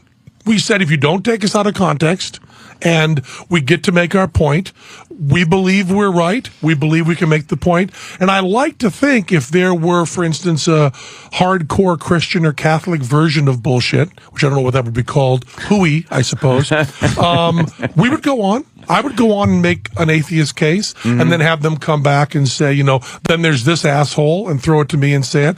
I think if you sincerely believe that what you're saying is right and you're talking about a marketplace of ideas and the people on the other side say, we're going to make fun of you, we're going to rip you a new asshole, we're going to do this, this, this, and this. But for the 4 minutes that you're on, you'll make your point clearly and we won't, no, not Michael Moore, not, Sacha Baron Cohen, but you can just say it. I think I would do it. Sure. And in my happier, more positive moments, I like to think that's the reason people do it. But I also know that people will, blow dogs for wine change if they'll be on a reality show. So there's the more cynical way to look at it too. You got both choices. Who was Nostradamus then? Because it probably was bullshit. But like he said, Hister. Like how it was that just the river Hister will overflow its banks. Did he say that, or did he mention Hitler by name, but off by one letter? Where it's all crap. He mentioned the river would overflow its banks at some point, and they go, "Oh, that's clearly Nazi Germany." The thing about a prediction is you should be able to understand it before the thing happens. Not rationalize what it means after the fact. After the thing happens, it's really a piss poor prediction. You could turn anything into a prediction afterwards. If you take on 9/11. Bob Dylan's album Love and Theft was released on 9/11, during which he talks about clearly New York City and airplanes going down in D.C. And the poetry around it, if you separated that by 200 years, would look like he was predicting. The quality of poetry is such that you're dealing with high-level abstractions that are true to the human heart, and human beings are pattern-finding animals. So you're going to be able to do that. So really, the better the poetry, the more it seems predictive. We've all had the experience of going through an emotional love relationship and turning on the radio, and the song is absolutely about you. Now, it turns out it's Don Henley. You're embarrassing, and you'll never admit that to anyone as long as you live, but you felt it. Boys of Summer? Yeah. Boys of Summer. Great. Yeah. It's like... He's talking to me. It does. It makes complete sense. So Don Henley did her, too. Amazing. In your car going, God damn. I got to ask him about martial arts. What's bullshit about martial arts? What's wrong with you? About martial arts is it's fine. It's going to be in the new episode, the new season. If you see his exercise, and you see it as, having a good time, if you think it's self-defense, you're out of your mind. How many times have you... Mars is one of those guys. That's right. What do you think of that, queer? You can't do shit. You can't fuck us up. Well, all I want to ask you is, how many headlines have you seen? Oh, boy, you asked him a question? This isn't going to How many headlines have you seen that say, mugging thwarted by martial arts training? Now, you've seen that more or less than the headline, psychic wins lottery. Which one do you see more? Go ahead, Mars, answer. How many, Mars? I've seen a few articles about people. You haven't. Yes, I have. Where? There was the article. There was an article recently that 5 guys dressed as ninjas stopped a mugging by running out on a college campus. But I think 5 guys running out dressed as, fairies would have stopped the mugging. Yes. The thing is, and if you do it with martial arts, the laws are exactly the same as if you shot somebody. Yeah. Except your hands hurt more. I mean, if you learn all this stuff and kill somebody with martial arts, you are still going to go up for manslaughter. Yeah, you don't really. But if you're talking about just, I want to hang out with other guys in a sweaty room and move around, there's also there's absolutely, and I didn't even know this, the belts mean nothing. There is no standardized... Point at him. Mars. Your belt means nothing. Hang yourself with it. There is no standardization for Ask the him belts. what Is that belt. correct? What belt you got? What do you got? I'm a purple belt. But the purple belt, depending on exactly what kojo you're in, depending on exactly the classes you're in, it means something different, not only state to state, but strip mall to strip mall. It means a different thing. So black belt could be the first thing that you go through. Well, no. It could usually, always be like... It's usually the same order. But you can make it up, though, and just be like... There's no regulations. Absolutely. You could have standardized, right. Governing body over belts. There is no governing body, and it's also completely an American invention, which is what's really funny. It was a marketing thing. There's there's nobody with a pebble in their hand. He's shaking his head at you, Penn. You're saying what? It's a Japanese tradition. It's a Japanese tradition to have a purple belt. See, the meaning of the belt is it starts off white and you never wash it, so it gets darker. Eventually it becomes black. I will disagree, and circle gets a square. I'm not sure that actually silly. Goes back to the Japanese thing. Does anybody know? There's got to be somebody out there listening who knows. Japanese spilled it in grape juice. That's how the purple belt. The purple belt. Sure, Well, you could find out. What we found out in our research was that the whole belt system and how you go through it was an American invention. There may be a story from Japan of don't wash your clothing. Right. That may be a Japanese tradition, and that may give some of the funk to the sushi. I don't know. Dirty belt, right. But it probably got dirty making a shit film. I would do a search for dirty Japanese clothing. He's got Japanese judo was the first martial art to. Of course, he's pulled this up on a website that some 14-year-old just created in his cellar. Yeah. So, and people think everything they read online is true. Which is very... Hey. Not so much anymore. Not so much anymore. It is. It is. Hey, there really are Russian girls that do ass to mouth. Really? Yeah. Damn, nice. From the former Soviet Union, that's what they learned over there. That was their job training program. Wow, you're pissing off a lot of martial art guys. My father was a nuclear physicist. Now pull pants down. It was always better over there. Always better. I was working for the nuclear facilities. Very good. What would you want? Sauerkraut? What do you want on the... but so true. We suck and you're... Wow, they're just making fun of Mars now on the phone. That's all right. Of course they are. Penn's not putting on his headphones yet, so maybe later. Hold on, can I ask about Area 51? Oh, yeah. Because that's another topic that's going to be on Season 8 of Bullshit, which starts Thursday at 10 p.m. on Showtime. We all want to believe in Area 51. Do we? I want to believe in aliens. What are you doing to me here? What do you think? Well, if you want to believe in aliens, there's just been stuff coming from Titan, the moon on Saturn, that says, but if you're going to find aliens, you're probably going to find, single cell methane based. True. And methane based life forms are fun. It's fart jokes and nothing else. But I think expecting intelligent life that travels billions of light years across the universe just to appear to exclusively drunken fishermen in Alabama seems like they have odd motives. Yeah. It seems like you'd want to stop in, I don't know, when they're broadcasting a television show. Yeah. And there's a great quote that I only saw one place, so I'm not sure of it. We couldn't verify it, but I think Steven Spielberg said that he was surprised that with all the video cameras, we weren't seeing more UFO footage. Right now. We have brought this up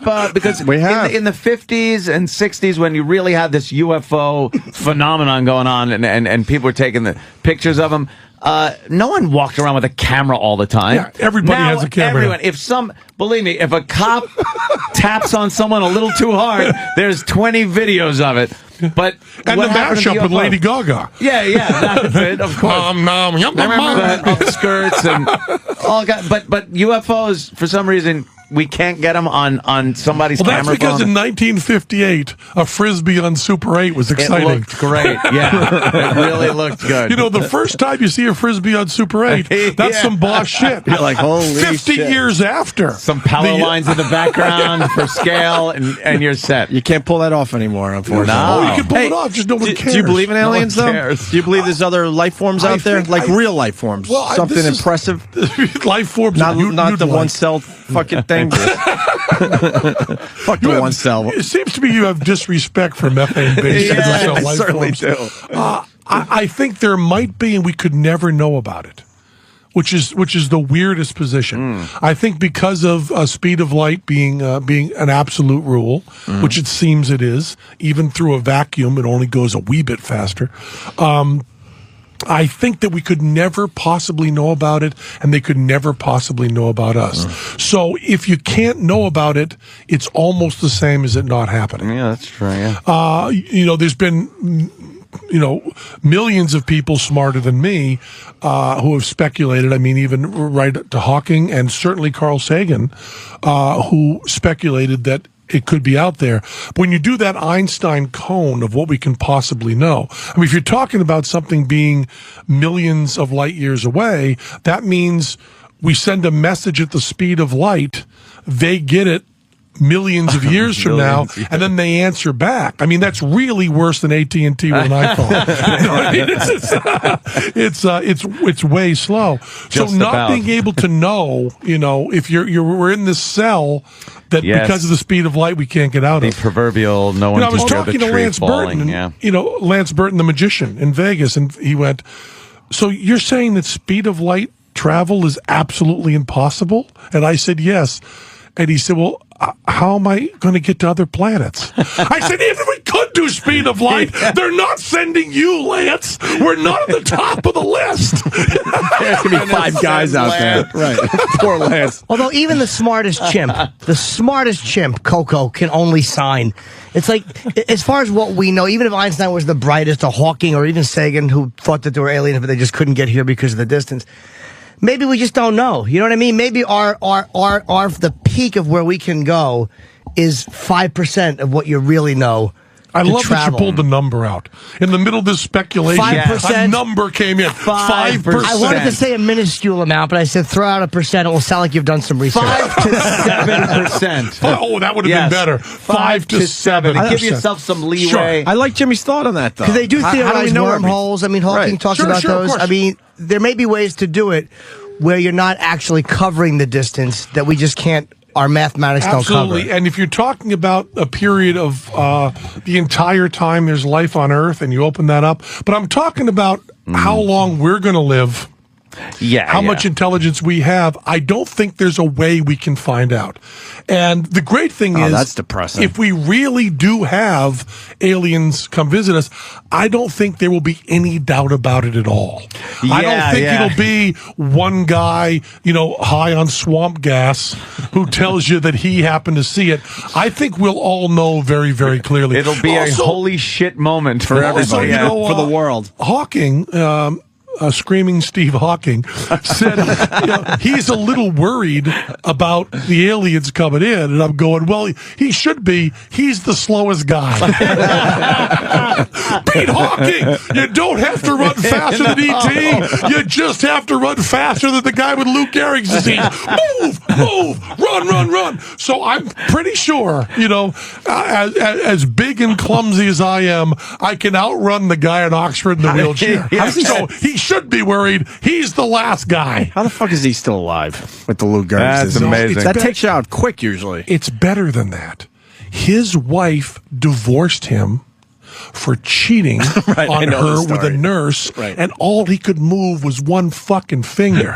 And you, with your limp dick, can barely... He pleases a nurse with one finger and a synthetic voice. I mean, this guy is the biggest pistol who ever fucking lived. Never mind Ron Jeremy being an ugly guy and getting laid and blowing himself. This is a guy who his wife divorced. You were cheating over a pinky. He can only move one finger. You would over think a pinky. If you had the defense, I can only move one finger. Go. You'd be home free, right? That defense didn't work for him. He can't fucking move. Was she just a lunatic, though? Formula, though, to know exactly where to touch. He was like, I know exactly where he couldn't wash his pinky, so she fucking smelled it. Dummy, he came home. Maybe she was just a lunatic. Where you been? The cat kept licking his fingers. She's like, what's going on? No, he actually married the nurse after, so maybe she was a lunatic. That is amazing. Hey, getting back to the martial arts thing, I lost the instant feedback, but someone wants to know if you took on like Chuck Liddell or somebody to prove that martial arts is wrong. If I actually fought like a martial arts guy to prove that it was bullshit. We didn't fight anybody, but we do we do have teller break a zillion boards because they'll tell you we're going to break 10 You still with me here? We're gonna break 10 boards, and when you picture them breaking 10 1-inch boards, you picture them taking the 10 boards and piling them up and then smashing them. But they put chopsticks between each layer, which changes the physics of it entirely. What does it say? Am I wrong here? It does say it's a Japanese ranking system. Yeah, this website says that it was in 1883, and some Jigoro Kano gave his students a black belt, but it never fully explains the color. The word purple? Color and ranking system. It says most other arts that have ranking/belt color systems adopted them from the Japanese. Right, Japanese. But the word purple, it's not in right. Purple belt, Mars. Purple belt. So they're basically going through one board, 10 of those. They're going through one board instead and of a 10-inch board. You use each of the boards as you go through. Correct. Break the subsequent boards afterwards. But we have Teller do it, and it was really because we're a low budget show, and boards cost money. Home Depot wasn't blowing us like Carl's Jr. So we hit the boards, and Teller just goes. Teller's never done this before at all, and Teller just goes, okay, run the camera, and I'll break 10 boards. And we all figured this is going to be great, because if he gets hurt, it's even better, So we're all kind of going, we have a cover for it. We hadn't told Teller, but we had a cover for me to come in a voiceover and go, see, he's an asshole too, right? Like, boom, boom, boom. And Teller goes, whoa, boom, and goes right through them. No training, nothing, 10 boards with chopsticks between them. Damn. Because I'm standing there on the set, and I'm ready to cover, and the one thing I hadn't prepared for is it working? Him actually doing it. So you just gotta go. Good. Hey, this person. Mars, it's all bullshit. Have you ever broken a board, Mars? We don't break boards. I do Brazilian Jiu-Jitsu, so that's why there's a purple belt in there. Okay. Oh. And we don't break boards. What degree purple belt are you? Oh, no degrees either. What? We just go from white to blue to purple to brown and then black. But what's a Brazilian Jiu-Jitsu fighter, legitimate fighter? As a defense, I would say that's a tremendous self-defense, and that is a martial art. It's like if I had a regular guy with no training like myself against a guy who knows jiu-jitsu, I mean, even a strong guy, stronger than me, is going to lose most times. I mean, I think the disagreement would be that that doesn't happen in human interaction. Real life. In human interaction, you're usually outnumbered tremendously, or someone has firepower, or you're in a somehow diminished capacity. Most of your bar fights, for instance, that you're going to get into do not involve two guys with training squaring off against each other. Most of them are just two hits. And it's very fast, right. Very fast. And really all you need to learn for martial arts, for bar fights, is be the first one to hit. The guy who is the most angry and actually hits first. What you don't want to do, the stupidest thing to do, is be the guy that hits first and hits softly. You want to be the first guy to hit and hit hard, because the chances are the fight's going to be over in 15 seconds, and you can decide where it starts. So the question is not, for all this stuff, there's nothing wrong if you're seeing it as a physical way to play chess and you're learning about it. What we're really attacking is that there's any sort of standardization, that anything means anything, and that it actually is useful for self-defense. For a woman to not get raped, 44 Magnum, one shell in the head stops rape instantly. The way you walk down the street with confidence, less apt to work. But I'll tell you, the 44 Magnum bullet somewhere in the cerebellum, it goes from rape to not rape instantly, just instantly. And the nutty thing is, what always amazes me is that women are the ones that should have guns and should have protection, because they're the ones that are most apt to be smaller and victims. In our, not in our country, in our world, women are victims, men are perpetrators. So, what I've always pushed for is every woman gets a gun. And then the world gets really, really safe. Except for maybe you guys. It gets a little scary. They would get a little scary. So our beef is not with with people doing it, and not with even, who cares if there's no standardization? If you're doing it to be with your friends and to get more physically fit and to challenge yourself to learn something, that you can't argue with that at all. But if you think that walking down the street when you get mugged by 4 guys, you're going to be in a better position, I think any martial arts with any sort of morality is going to tell you give up your money, right? Yeah, you don't want to take up for it. Exactly. But a woman with 10 years of martial arts training against a woman who has just, say, jogged for 10 years, both equally healthy. Right. Those two fighting? I'll pay cash money to watch it. A rapist. So sorry. A rapist attacking both, no weapons, say all things being equal, the woman who's just exercised for 10 years or the woman who has trained fairly vigorously at martial arts for 10 years. I think the woman who's had 10 years of martial arts training has a better chance. Has a better shot at defending herself because I think you've been trained in counter striking against a few guys. No, say one guy. All things being equal, one guy. No, again, a few guys is a rough one. But say one larger guy, a woman who's been trained to kick and trained to punch and trained to grapple has a much better shot at a woman who has just weightlifted at throwing the right punch or throwing the right knee or bending something the right way. What we find is in the panic in the panic situation. You don't really get that. The other thing is, in terms of muggings, you are much better off. It's about $1,000 a year, even for a child's class. Over a period of a few years, you can spend about $1,000. If you have $1,000 in your pocket and you get mugged and just give it to them, it's a much better use of your money and time. You save a lot. The opening of the martial arts show is Teller and I saying, here's our martial arts training. Guys go to bug us and we go, here you go. Here's all we would have spent on martial arts the past 10 years. And the guys go, far out. And they're just done. And then, we didn't hurt our hands. We didn't fall down. Didn't have to clean the toilets in the strip mall dojo. That's a great point. I'm actually happy he said that. As a rapist, I feel much Hey, and one more topic on the new season of Bullshit Season 8, teen sex. Well, I can't believe Anthony hasn't brought this up to see that. Penn Jillette, our fine guest here this morning. What we wanted to cover with that is all the hysteria on the texting. Our culture, sexting, right? Our sexting. Our culture has changed tremendously. And there are now, and this is the part that is so horrifying, there are now children, 14, 15 years old, who took pictures of themselves naked to send to friends and are being busted for child pornography. Because the rules on child pornography say that even if it's on yourself, there is no victim. It's a crime against society, so you're the perpetrator. So there are, the one case got ended with the girls who were supposed to go through this whole thing, but there are still cases where, and I'll just tell you, if we had sexting when I was in high school, there would have been pictures of my hard penis sent to every single student and teacher in Greenfield Public High School in 1973. Yes. I can't imagine. I might have, maybe Ronnie Pronto, I wouldn't have sent to him. But other than that, every single student, certainly the entire band, they would have all gotten, and that makes me a child pornographer.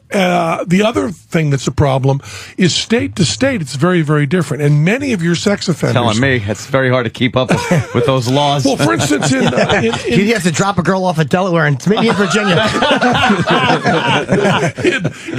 in Nevada, your age of consent for heterosexual sex is 16. For homosexual sex is 18.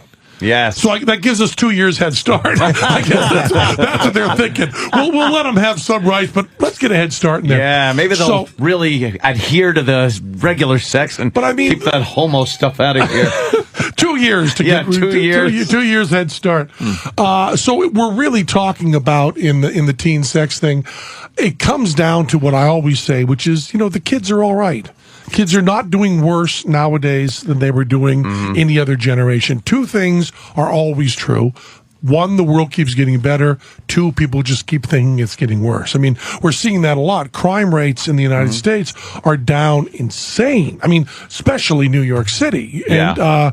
And yet people have this hysteria about this stuff. And the fact is, yes, 16-year-olds are sexting to each other like crazy. Romeo and Juliet were 14.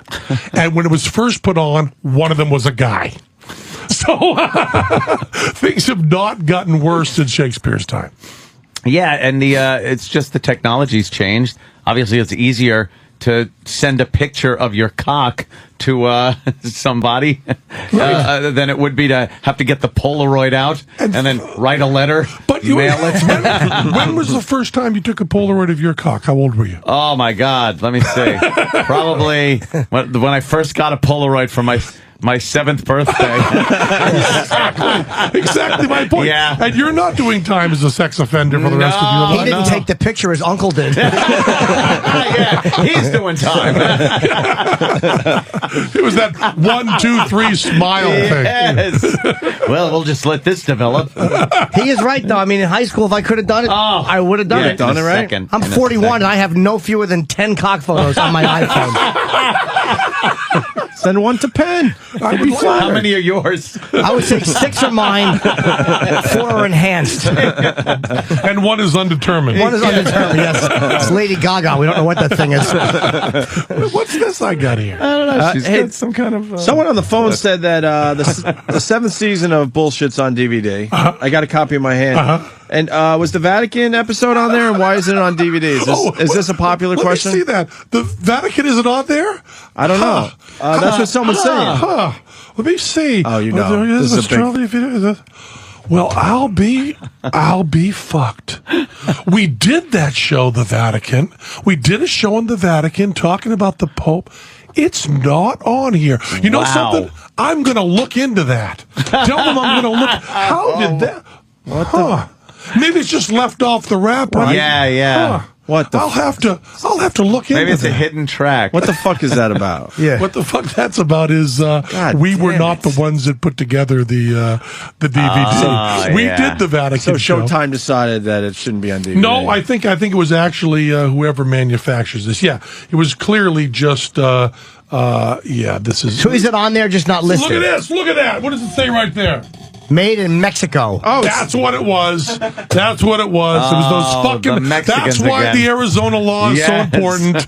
They will take away. And tiny print it says does not include the Vatican episode. That is bizarre. Who made the decision to honestly not put that on there? The truth of the matter is, and this is. Fuck? I was not told about it until the DVD came out. Wow. And that reaction that you just saw of me doing that was not true. I knew it wasn't on there, but the original one was true. We're telling I going, wow. I guess they didn't put it. They didn't. What? And we sent an email to Showtime that said, "What the fuck?" Wow. And it came back saying we left it off. And then the fans went, you fucking pussies. How could you? Because that's annoying. Names on it. What is the word you see right there? Yeah. Everything is my fault. It says my name there. And I agree with them. It is my fault. I should have said to Showtime, when you put out the season, put all the shows on there. But me, I didn't think to say that. Now, you've been in entertainment for a very long time. Are you numb to that whole thing at this point? When people are fucking with your work, or you know what I mean? It still obviously bothers you, but are you kind of numb at this point? Like they're going to do what they're going to do? You have to realize that they do own it. You've made the deal to sell, and you guys have had run-ins with the Catholic Church. Yeah, you know that they have an inordinate amount of muscle, and people are afraid of them for which I think is a real disservice to Christians in this country. I mean, I look at the mail that comes in. We have said scathing things against Christians, and the overwhelming majority of the letters, and you can back me on this, say, I'm a Christian. I believe that Jesus Christ is a savior, but I love you guys, love what you do, think you're really funny, you present your point sincerely. Those are the letters we get. And when you do something like this, it makes it look like they're fucking whack jobs like other religions we won't mention. Yes. It makes it Islam. It makes it look that way. And the fact of the matter is, if I show you the mailbag, there are a huge number of letters from really sane Christians who believe in the marketplace of ideas. And the fact of the matter is that I'm an atheist and a hardcore one, and I listen to gospel music. I listen to Ray Charles. I listen to Christian music all the time, and I enjoy it, and I respect their right to do it, and the passion and the sincerity touches my heart. That's what the marketplace of ideas is supposed to be. And when people in power get frightened, they not only do it, they don't do a disservice to atheists, they do a disservice to Christians. I mean, I really see it as backwards. What was the problem that they had with the Did they give episode? you a reason? What did you do in that episode? You mean that whole thing I just gave didn't deflect you? You just sat there nodding, looking right at me and go, I've got the follow-up, Mr. President. And what about the oil spill, Mr. President? No, but healthcare is going well. You're just that asshole, aren't you? There had to be something in there that they were like, because if it's just you with an expose on the Catholic Church, those have been done without people freaking out. And pulling Absolutely. things. So there had to be something in there. There's nothing in there that is lawsuit worthy. There's nothing in there that hasn't been covered since. What's the most outrageous point you make? The most I didn't see outrageous that point episode we of made bullshit. is that maybe the Catholic Church did some covering up of child molesting by some priests. Of course they did. Tremendous amount of it. Now. And fucking Bernard Law course was they given did. a better position Right. in somewhere. I think Everyone he's in knows Rome that now. at this It's point, horrendous. And did Showtime give you an explanation? Because you're Penn, you're not some schlub. Obviously, they couldn't just say to you, we didn't feel like it because of who you are. They had to tell you, look, this is what we felt. You guys, I mean, you guys don't have to have this explained to you. You're right. Well, that's why we bring it up. I know this 'cause whole we've shit, yeah. lived this over the years. That's frustrating. It is you love doing your job more than anything. You love having the platform to say what you want to say. It's their money. It's their decision. The freedom that Showtime has given us has been overwhelming. They don't do any sort of editorial tampering with the shows at all, and they get a little bothered by something and they pull it. You have to say it's not the government, it's not censorship. And we're certainly welcome to do. I mean, we have the First Amendment intact. We can do that whole episode and more on some other place. You're welcome to do that. So constantly, you want so much to just be a raging crusader fighting for truth. But the truth of the matter is you're working with people who are very good to you and treat you very well and have a slight difference of opinion on one thing. And I know I watched you guys go through it. Everybody did. Yeah, and that's a good one, I think I could have sat in either of your chairs and played it exactly the same fucking way. Was it kind of the case of pick your battles? Like, you know what? We're a little annoyed about it, but they are good to us overall. So pick your battles is a little more cynical than I'd like to be. It's a little more like you're working at a 7-Eleven and then the other guy's cleaning the Slurpee machine and you don't like the way it's being done and you go, come on. And he goes, fuck you. You know what? Go, all right. One other. I mean, it's much. You don't realize that even freedom of speech comes down to who left the dirty yogurt dish in the public kitchen. It all comes down to that. Sure, but what makes it easy for him too? He knows the episode's out there, so he's able to do it. It is, and expose the Catholic Church. And it's a good episode, and that's one of the reasons the fans get so upset about it. And people have said to me, "Well, then you're okay." If this one gets put up anywhere, and I go, it's not mine. I sold it. I sold it to somebody. It's good for you. After you. It's good for the show. It probably is. And it's a really good episode. And I was shocked when you just held this up to me. Yes, I saw that. Are you shock you had? I ask you every time you're in. Are you doing podcasts or anything anymore? I'm doing a thing called Pen Point on Rev 3. That's really cool. I've done pod stuff before, but this they're doing a lot of editing on and putting in a lot of information. Because you're not doing radio anymore, unfortunately. No, I'm not. And it's he was here. He was on in New York. It was great. I loved it. doing it. But I do full-time shows in Vegas, and I also I have 2 young children, and it was just A lot of time. You know, you guys know. Dude, you were great on the radio. Well, thank you so much. Thank you. He's pulled up Pen Point here. So it's sort of like your radio show, very right? Much so. Okay. Very much so. You know what? We should turn people onto this. I would check this out. It's on Pen Point on Rev 3. Rev 3. Okay. Does Teller ever want to, like 3. at this point in the career, does he get frustrated because he's not heard, or is he totally cool with being silent? Teller just did a wonderful production in Macbeth last year. That might actually be moving into Manhattan. He's doing a show with a local guy named Todd Robbins, who you may have heard of, who's does a lot of sideshow stuff. But they're doing a show called Play Dead, which is a spiritualist manifestations and so on, kind of a scare show that he's working on. And Teller's always directing and always writing, so he might get frustrated if he wasn't doing stuff, but he's doing stuff all the time. He plays it perfectly too. Before we let you go, the oil spill. You got anything on that? The only thing I have on that, I mean, it's a horrible catastrophe, tragedy, and you want to blame people. And I just saw this thing on Facebook where they did a Facebook group called Boycott BP. Yeah. And I thought, 11 people have died. Their company's being destroyed. They are vilified by everybody. And I guess these people picture that the guys at BP are going, okay, oh shit. Not a Facebook page. They're boycotting us on Facebook. We better clean this shit up. We better clean it up now. Oh, they're going to boycott us on Facebook. The worst thing that's ever happened has happened to them. The pressure they're under. And you can hate them all you want, but the hate doesn't come near the fact that 11 people died. Yeah. And working with me, the number of people who've died has been 0. I can't imagine the horror they're going through. And I know that people are freaking out and saying, how can you defend BP? There's no defense involved. It's just straight compassion. Yeah. And we've got a horrible disaster. And I hate to say this, and I think people get ripped apart for saying this, but I don't know what mistakes they made, but I just do know that bad things happen even when smart people do everything right. And I'm not saying smart people did everything right, but even when smart people do everything right, things Shit fuck goes up. wrong, right? Yeah, exactly. Yeah. And when I had friends just scream at me and rip me a new asshole because I just said, "Oh man, I'm so fucking glad I'm not them." Oh, you got sympathy for those assholes? Can't believe it, yeah.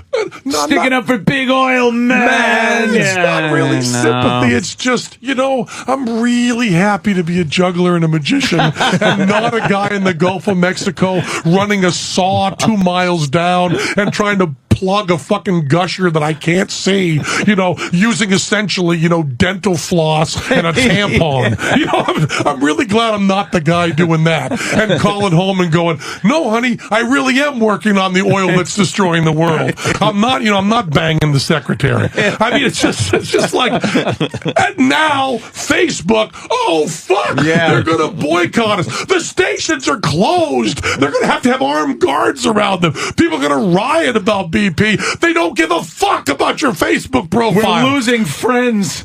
We're losing Facebook friends. Exxon unfriended us. It's almost like BP is not winning. It's not like they're capitalizing on this. This is probably a company-ending disaster. Part of their plan. Our plan. If we can destroy the entire Gulf Coast of the United States, we'll be fabulously wealthy. They're not getting away with it. And of course, the thing no one's talking about, and I hesitate to say this. The Jews. Oh, sorry. And we talked about this in an earlier episode of Bullshit. Is the Arctic drilling that we stopped. Yeah. We know how to do Arctic drilling, and we could have done it pretty easily. And yes, there's been a mistake up there now, and things going badly there too. That's not covered very much. But when the environmentalists said, stay away from the few caribou on the frozen tundra, you shouldn't drill up there, they then help move it to places that are really, really hard to drill. They've taken away the low-hanging fruit of oil.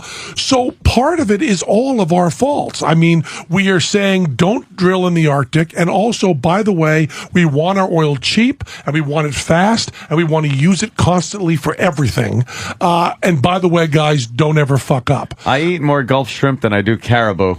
So, like, I'd rather have the caribou coated in oil than your shrimp. My shrimp. Yeah. I believe it's easier. I mean, if you tell me, if you say the people in this room, you've got to dig a big hole. You have two choices. You can do it in the frozen tundra, and you go, oh, fuck, we can't do that. Or you can do it 2 miles down the Gulf of Mexico. Where's that tundra? Get me We're a on our coat. way. All right, get me a parka. We're going to get, I think we need hats. Yeah. And we're going to need let's get a pick. And if you got an electric drill in your garage, better bring Light that. a fire in a 55-gallon drum next to us. I'm fine. Yeah, if you fuck up in Alaska, just put a little ice over the hole. All right, fuck it. Breathe it over. Done. We were never here. Yeah. Just, chase that caribou. That's a good point. We'll drill over there. Yeah. I'm just saying it's harder. We're making them do. And also the people that are saying, why doesn't Obama get more involved? What the fuck is he going to do? What does he know about? I mean, okay, he's the smartest, best president we've ever had in the history of the world. I'll give you that. That doesn't mean he knows everything. He's, wow. He's not Iron Man. Anthony, comment on that one? I just said I'll give you that, and I was just like, I didn't say that. But I mean, what I'm saying is, no matter who he is, it doesn't matter who it is. Why would it be his job to fix it at this point? Well, they don't let him go anywhere. I also love the fact that people are saying we should let people give suggestions. No, you don't have a good idea. I guarantee you don't have a good idea. It kind of makes it fun for everyone, though. It's like it's fun for everyone. Contest. Yeah, everything's a contest. Open the phone lines, and the winner gets to go to the Gulf of Mexico and try out their plan. because everything's got to be like American Idol or anything. We all get a chance. Okay, we're going to vote on this guy's invention and fix it. Sorry, you're going home today. There's also this another false thing that happens, which is the news reports this as they're trying one thing after another. They're not trying one thing. They're trying everything at once, and they're screaming and they're crying. Another failure in the Gulf. Right, but it's just they just keep trying shit, and it's horrible and terrible. And of course, they should have had everything covered. They absolutely should have known how to get into every problem. Get out of every problem they get into. And you should do that too. Yeah. That's my suggestion for your personal life. Absolutely. Before you go in, know how to get out. And when you're following that, give me a call and tell me how it's going. That actually is a good suggestion. I sometimes don't adhere to those rules. Sometimes. And of course, this is more important. You're not an individual. They should have everything covered. They're trying to cut corners. But part of it was my fault. I bought gas at a cheaper place. If I bought gas at the most expensive place, I might have been telling them, be more careful and don't save me money. But I didn't send them that message. And we also told them not to do it when they knew how to. Yeah. Do it somewhere really hard, and if there's a problem, it's going to be almost impossible to fix it. Thank you. Thanks for that. And that's where we're at. Then we'll unfriend you, motherfucker. Yes, and then on Facebook. Unfriend. The Facebook angle is great. Like crazy. We really got to get them out of here. Not our choice. They're saying you got things you're to do. on a little tour there. You're doing your little publicity tour. More serious stuff. Yeah. Do you like being on Sirius full time? Yeah, it's I love it, man. It's fucking uncensored. It's regular radio. Oh yeah, we like the satellite. Absolutely, yeah. Regular radio fucking stinks. Don't do the Asian jokes. It got rough. That. It got terrible. rough.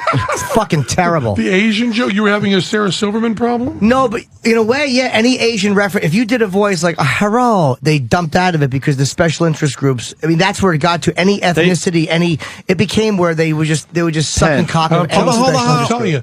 That hero was really good. People tell me I'm very organic. They wouldn't dump me because they actually thought it was an Asian person. But the problem was, if you were going to imitate, you would go down to Chinatown and you have an interaction with the gentleman down there, and it was funny or something, and you came in the next day to describe that interaction.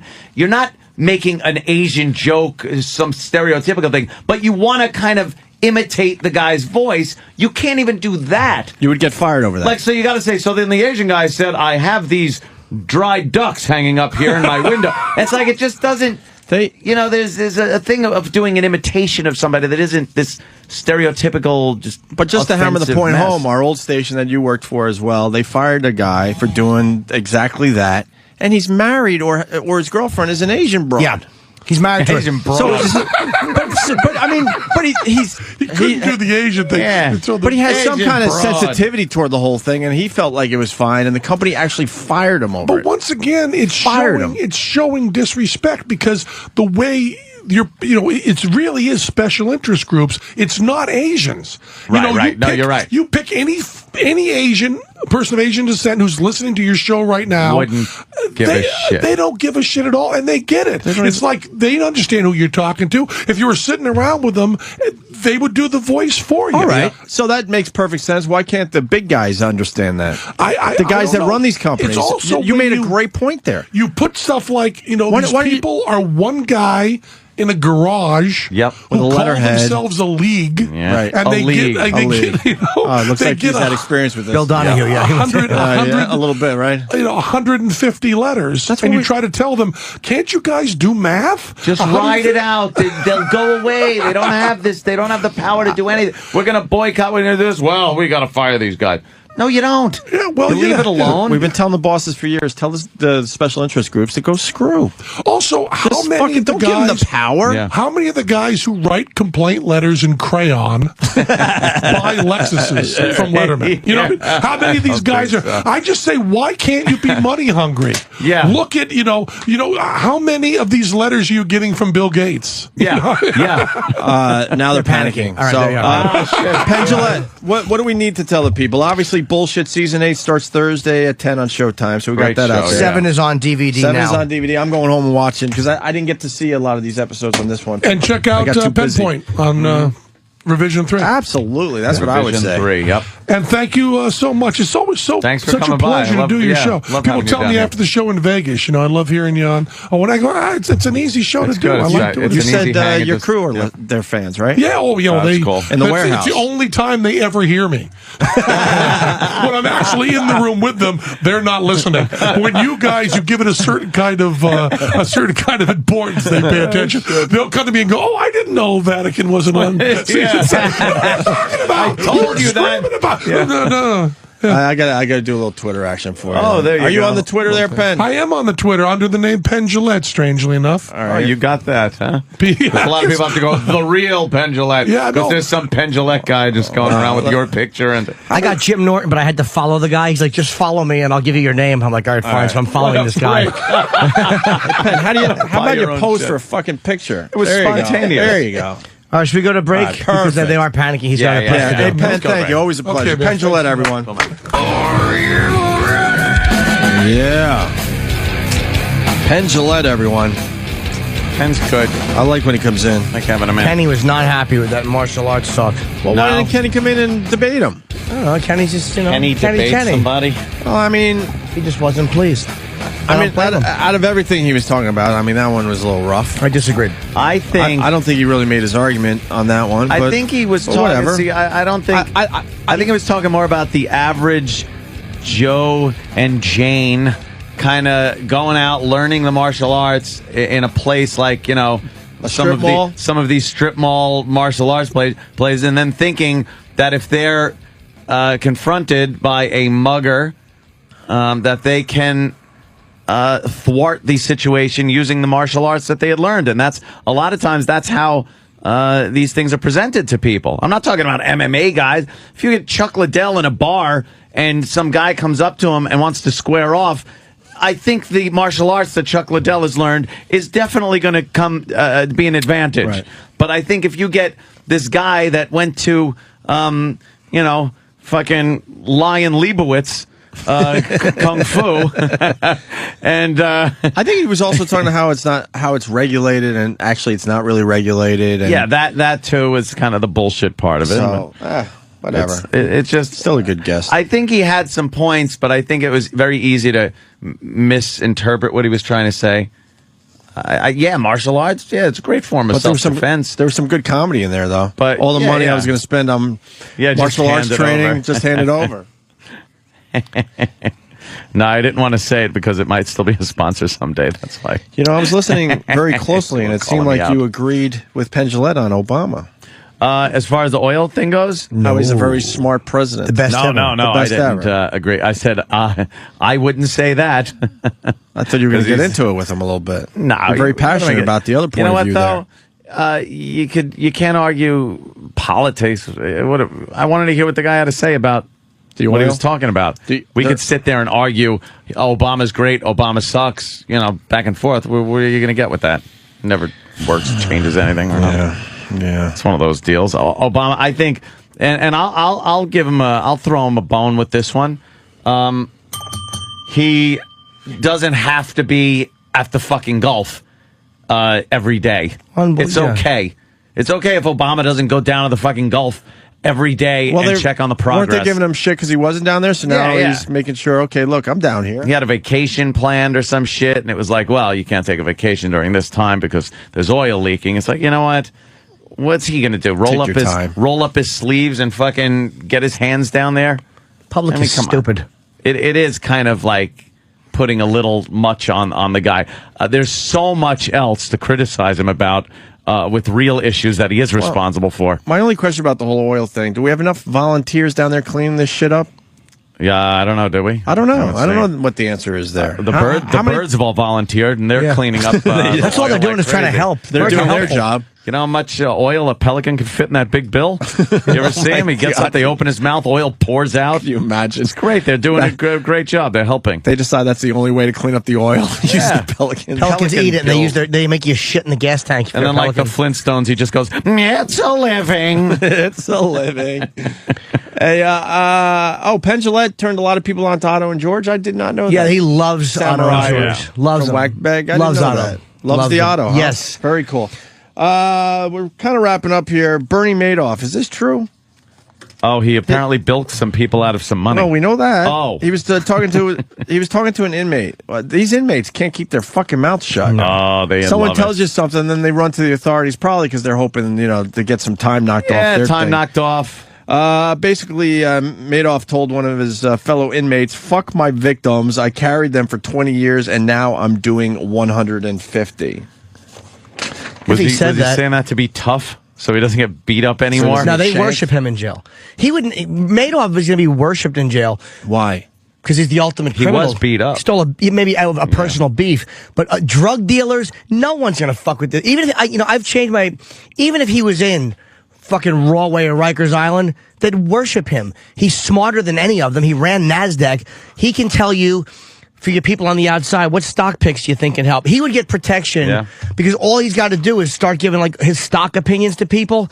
They feed him to the people on the outside. You kidding me? I heard he was helping Tara Roof at the prison, and he told one of the guards how to hold on to some money he came into. And now he's doing the taxes for all the guards. Oh, I didn't even know that. And yeah. All right. I guess he has that value. It really is a good movie. Stinks. What, you don't like that movie? It's very overrated. Escape from Alcatraz kills it. No, I like it. It's okay. But no, so he's, he might have said that, but he's going to be, as far as being in jail is concerned, he stole $1 billion. The reason criminals look up to him is, even though he bilked some old ladies, but he didn't pipe anybody over the head, and he lived as a criminal. He was a criminal for fucking 40 years. He was an OG. He stole $1 billion. Yeah, they got to respect that. How do you steal those guys don't make a fucking, if they steal $10,000, it's great. From people they hate, probably, too. He stole $1 billion from other smart people. It's like he's every criminal's dream. You don't get your hands dirty. You live the high life. You fucking have a $7 million apartment. I never looked at it that way. Is Eastside Dave really off Ron and Fez? Oh my God! That's what I'm hearing. I guess we got to listen to Ron and Fez to see what's true and what's not, and not as a goof. Not as a goof. No. Listen. I got to listen because according to Sam, who's in studio, who does a fine radio show with Eastside Dave on Saturday night, special delivery. Yeah, you guys talked about it this Saturday. Yeah, I mean Dave is not on Ron and Fez anymore. He wanted a raise. They did not give him what he wanted. Right. So what did he say? What he needed, Wait, they do realize he commutes an hour and a half each way, and he has a sick kid at home, and he wasn't even asking for that much money. Right. Even the money he asked for, they do realize down the hall that he would still be underpaid, right? That has to be said. Yeah, it wasn't like he was asking for anything outrageous. An outrageous amount of money for what he does. You know, he's one of the people. He's one of the cast on the show. He went way beyond his original role of like some support behind the scenes producer thing to on the air personality. He's very good on the air. And to not see that and pay him his due is just ludicrous. This is why it's I gotta just what? I just fucking I'm trying to be cool. I'll say this much. The point Anthony made, because I'm going to say stupid shit, and you know it's going to be a problem for me. Saying Dave deserves money is fair, but I'll go with Anthony's point. They hired him to be pretty much a low-level producer, right? At first, an associate producer, and he did way more than that for how many years? 4 years. He did way more than that from the day they hired him. So on that fact alone, they should just go, you know what? We owe you. Right. Here's your raise. That's still not an amazing raise. He would still be underpaid. It's just good business. It's you should take care of the people that work for your company. The guy did way more than he was asked. Way more. You know what it is? Here's what it is with the way this company works, I believe, based on what I've seen. They have a slide rule mentality when it comes to paying people and job descriptions and all that other bullshit that you can't have in a talent-based world. You can have it down the hall for the muckety mucks. Yes, the nobodies. Muckety mucks. The nobodies. No, the supervisors and these guys, the guys that take care of the business end. Anyone could do my job, guys. All right.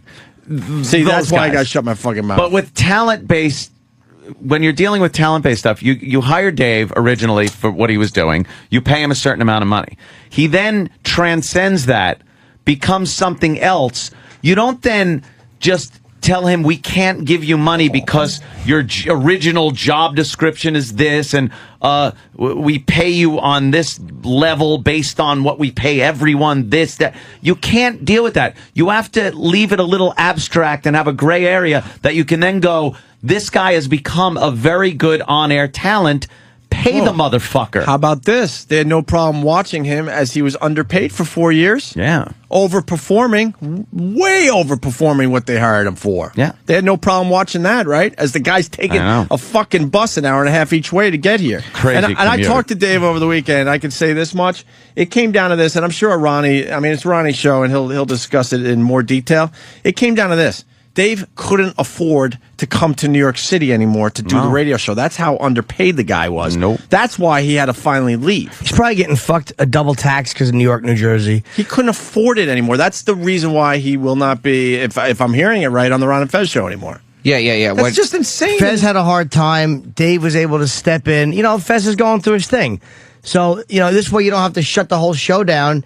You got Dave there, so this way Fez can still be on the show and kind of, and get comfortable again, or whatever it takes to get comfortable again. Mm-hmm. I think Dave is very helpful. Yeah, absolutely. Dave is bummed out, but he is happy that in the respect that at least the company acknowledged that they wanted to keep him in the fold.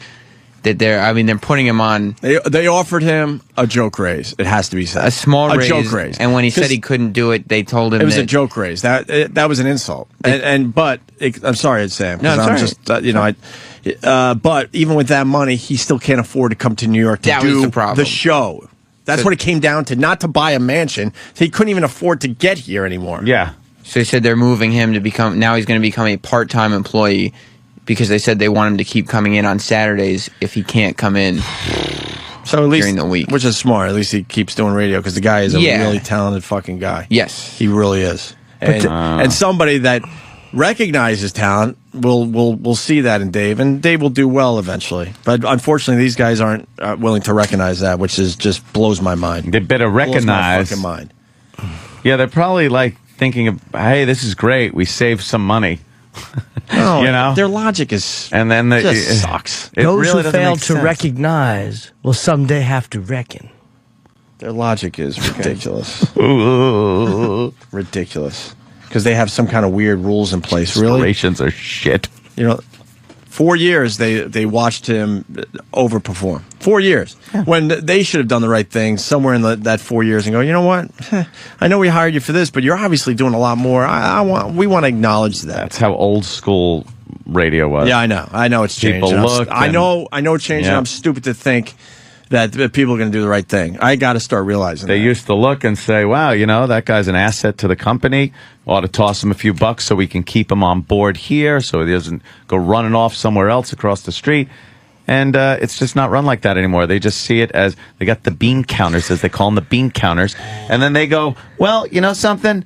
Now we just have more money for the budget for fucking paper clips. And there's also less places to run across the street to now. Yeah. So they know that it's they across can... the hall in here. You can't run across the hall. They see your love of the gig as a weakness and a point to negotiate against you with. Yep. Yeah. It's disgusting. Was that a Jimspiration? No. Almost. Almost, but it was good. They see your love of what you do as your weakness. How about this? If my love is a weakness, then I don't need no strength. I hate your Jimspiration. Yeah, groovy. Yeah. By the way, Travis, Lost is done. Just get rid of the fucking Dharma Initiative shirts already. Exactly. Could you just get rid of it? Maybe Anthony could take that shirt off with his 50 cal. You want a Laverne and Shirley shirt? Look, I have 2 shirts left before I need to do laundry. It's this, or it's the Gay Tony Rockstar shirt. I would never wear that one, by the way. That's why that one's in my closet folded up, and it's like the Gay Tony fucking Rockstar one. I'm like, I don't think I'm wearing that one. What was Rockstar thing? I don't think I'm going to wear that one. Let's get the fuck out of here. Let's get the fuck out of here. So obviously, that's what we know. Hopefully, Ron will know more. I don't know. I think that's pretty much the thing. But it'll be a very interesting Ron and Fez show today. That's for sure. Yeah, that's for sure. So stay tuned for Ron and Fez. Stay tuned. And I think that's it. On most of these everything else radio good? Stations. We're all good with everything Yeah, we're else? all good. I have the Borgata July 2nd and 3rd. Right. And I really want to go see Lady Gaga the 4th. Well, then it's going to be a great show. I wonder if she'll close with that or no. She won't close with that. Oh, no. What if she didn't do any of her hits? It'd be great if she just did like fucking... just new stuff. Yeah, brand new stuff or really bad covers. Just did Jose Feliciano covers. Acoustic. Just did all Deep Purple songs or something. Just, I don't think... No? All right. Let's get out of here.